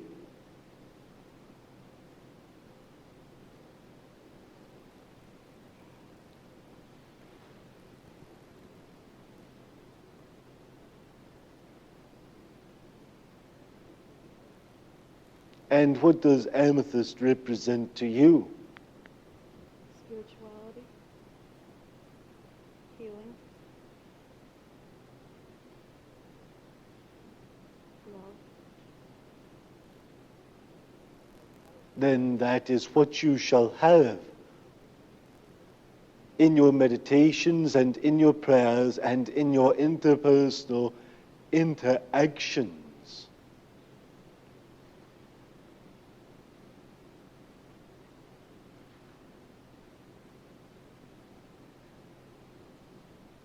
Your hand.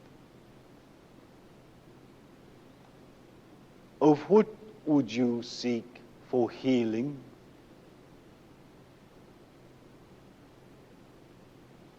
Physical healing of my stomach, so I can be stronger and do more.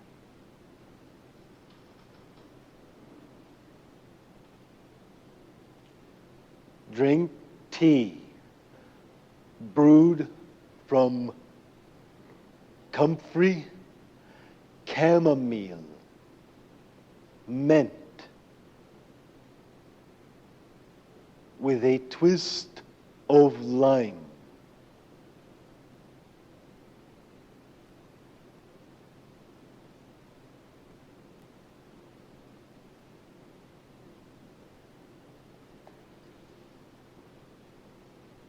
And you shall have that which you desire. Drink such regularly, for it is the healing essence needed to balance the wounds within the stomach.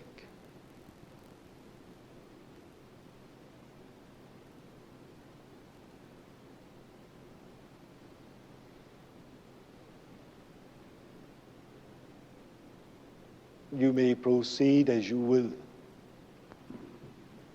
I've been told by doctors that I have multiple sclerosis, and I've been working on making many life changes. Do you have any comments about that kind of illness? And of what sort of comment do you seek? In the nature of physical healing as well? Come.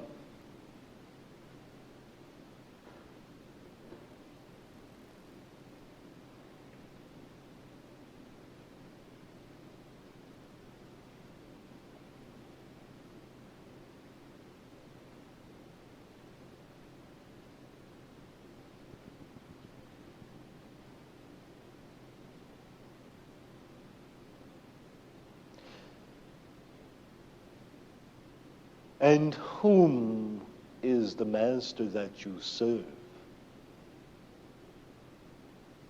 God.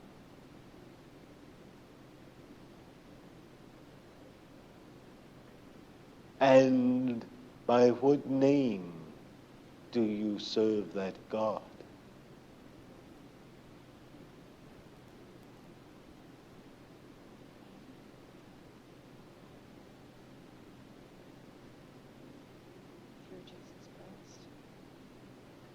And you believe that he has the power to heal?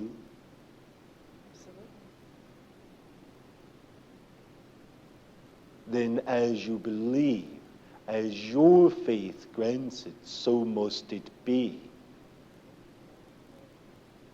Not by man, but by your faith, accordingly, in the name of Christ, the Jesus of Nazareth.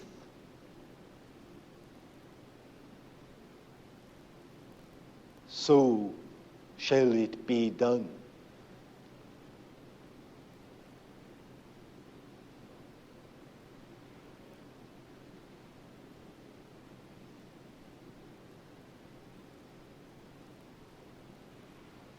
That you might know the power according to your faith.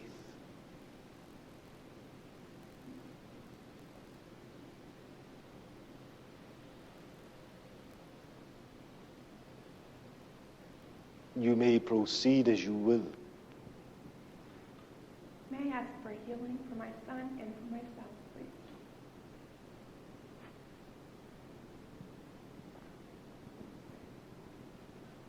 But seek you.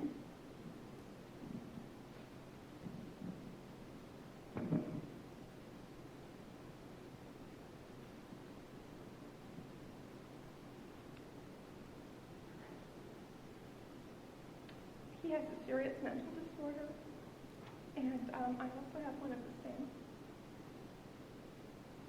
which I've been struggling for my whole life. And he's doing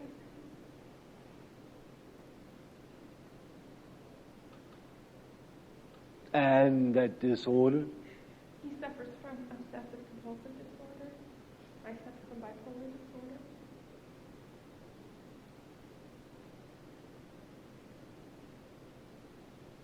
come. Know you what it is that causes such? Yes.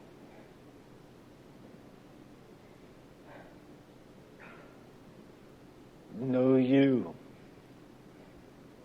that it is physiological? Correct. Know you that all you must do is take medication? Correct. Is not the meditation given by the divine? Has not the divine provided that you should be well? Yes. Then why do you feel guilty for doing the same? It's not working. Oh, but it shall.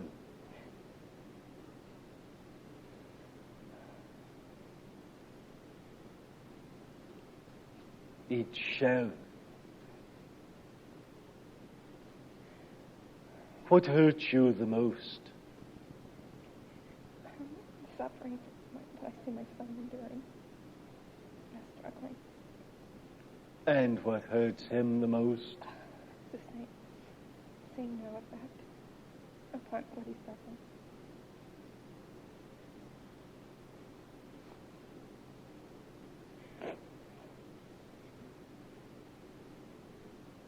And has he worked towards cure? Yes. Know you that psychological cure, talking cures, are of no consequence? Right. We tell you that you worry about that which is 100% physiological. In your house, in that place where you dwell, especially in that room where you spend the most time, place a full spectrum light, such as is used for the growth of plants.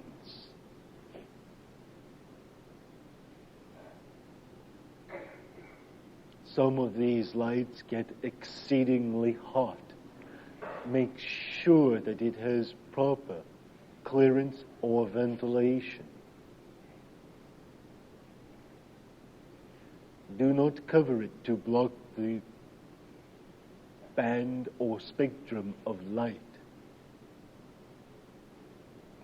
It is beneficial and healing,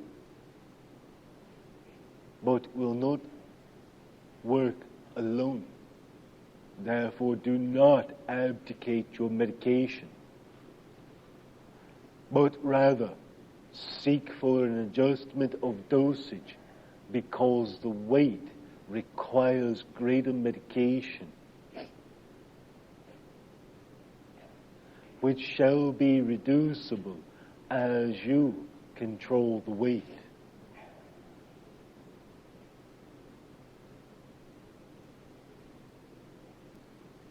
Such should be done appropriately under due supervision,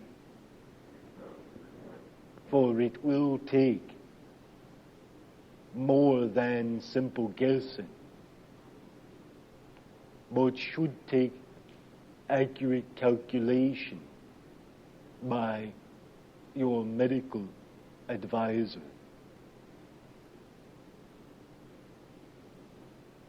Is there aught else you seek? Why is it that I just want to leave this out? I don't really know. This world is a harsh place at times, is it not? But is it not also worth being in? No. Would you come back to live through the same karma again? No. If you depart before you finish your task, before you complete your lesson, you must return to live the same life again. You have completed part of it. Would you start from the beginning? No. Then see your task through to its completion.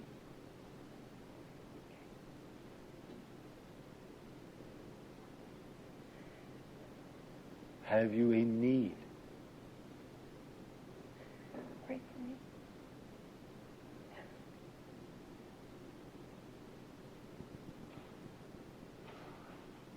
Father, Mother, divine and holy, let your healing power ever flow through. Let your healing essence ever be with this your child.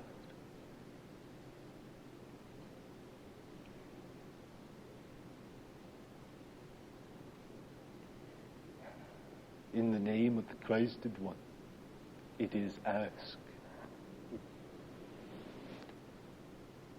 Go in peace.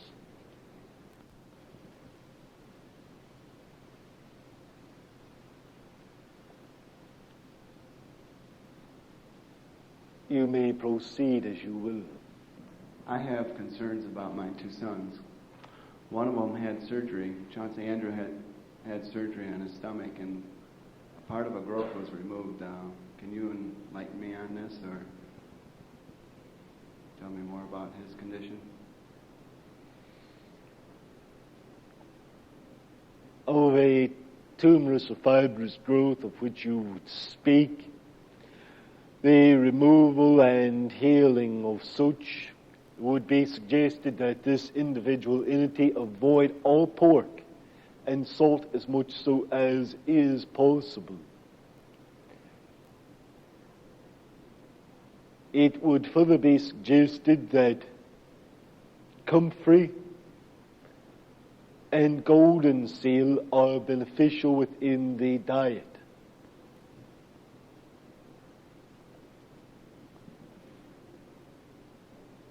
It would further be suggested that accordingly to the outside wounds, that vitamin A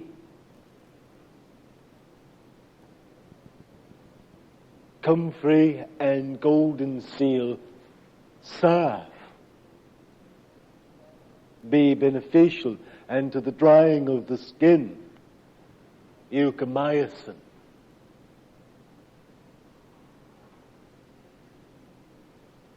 You may Proceed as you will.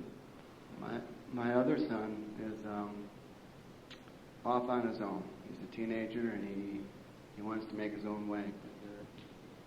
But he's very, very talented. Is there any suggestions that I might have to help him or assist him or not assist him? Have you a piece of jewelry with you that you would be willing to give away? I do not presently have a piece of jewelry on me.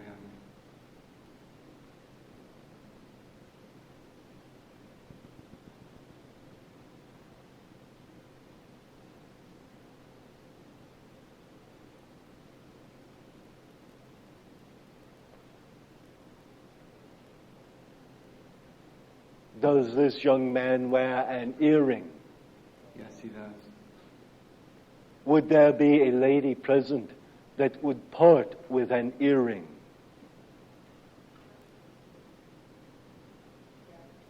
Yes.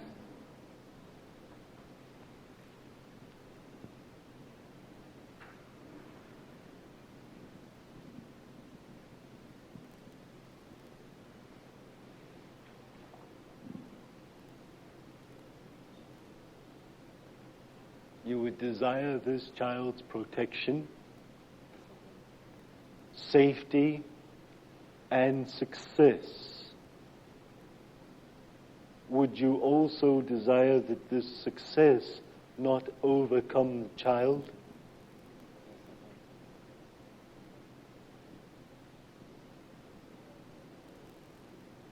Everyone has heard this. In accordance, let each here pray, aloud or in your heart as you so desire. Father, give this child protection. Give this child safety and peace. And let this child have success.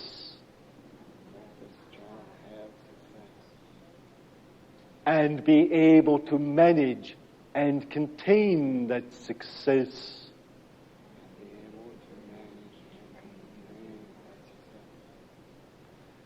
And let that child know the love of his Father. We ask it in the name of that which is holy. Each pray in the name of that which you would find holy. We ask it in the name of the Master, the Christ. Give this to your child with your blessing as a gift. Ask him that he should wear it and keep it with him at all times, in remembrance of your love and as a blessing. You may proceed as you will. We are seeking a piece of land to create a Garden of Eden. Is there any more information that can be given about the land?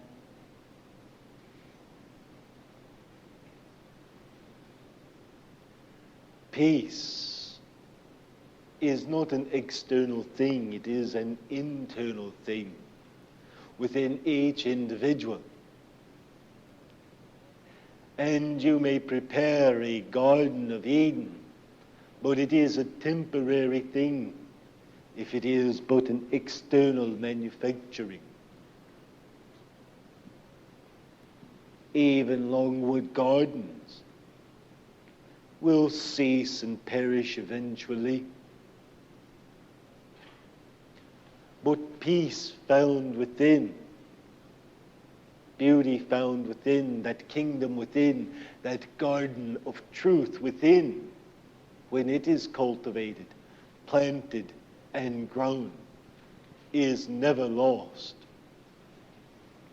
The true fertile land for planting is the heart. Thus plant not upon the ground, but upon the hearts of men. You may proceed as you will. I have been told that I have prostate cancer, and I've been told to go anywhere from the radical operation to doing nothing about it. Will you help me in this matter, please?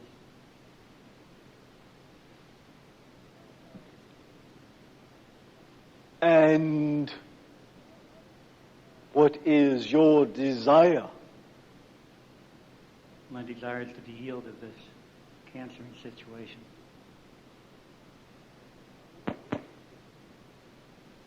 No alcohol.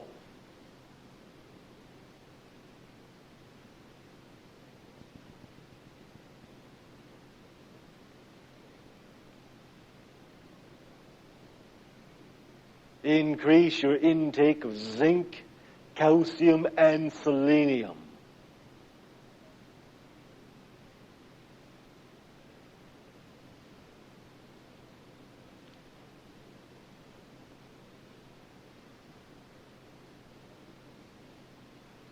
Do you have faith?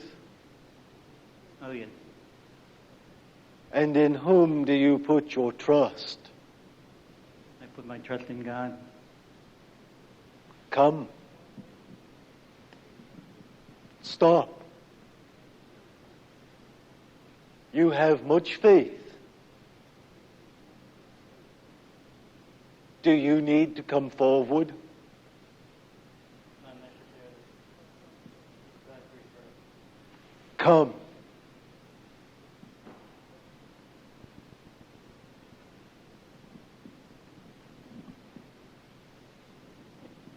And whom is the master that you would serve?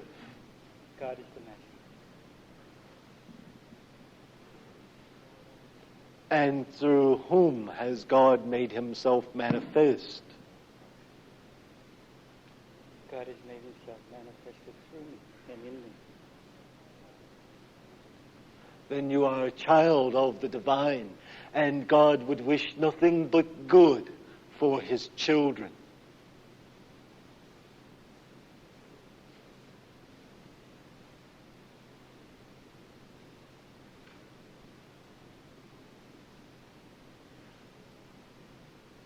In the name of the Christed One, of Krishna and Buddha, and all that is holy, that the power of the divine may be made manifest. You have found that which you seek.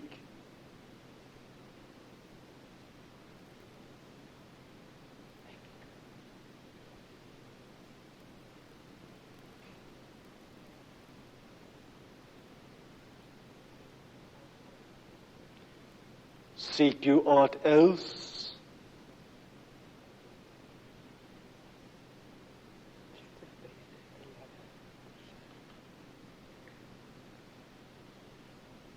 Then you shall indeed serve as you desire.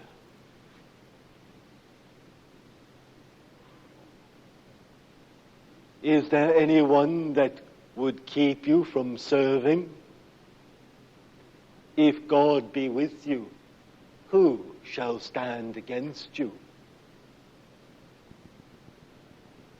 Remember that all the children of this earth are God's children, and that all of the children of creation scattered amongst the stellar worlds are God's children, and that all shall again return to God. Blessings ever be with you.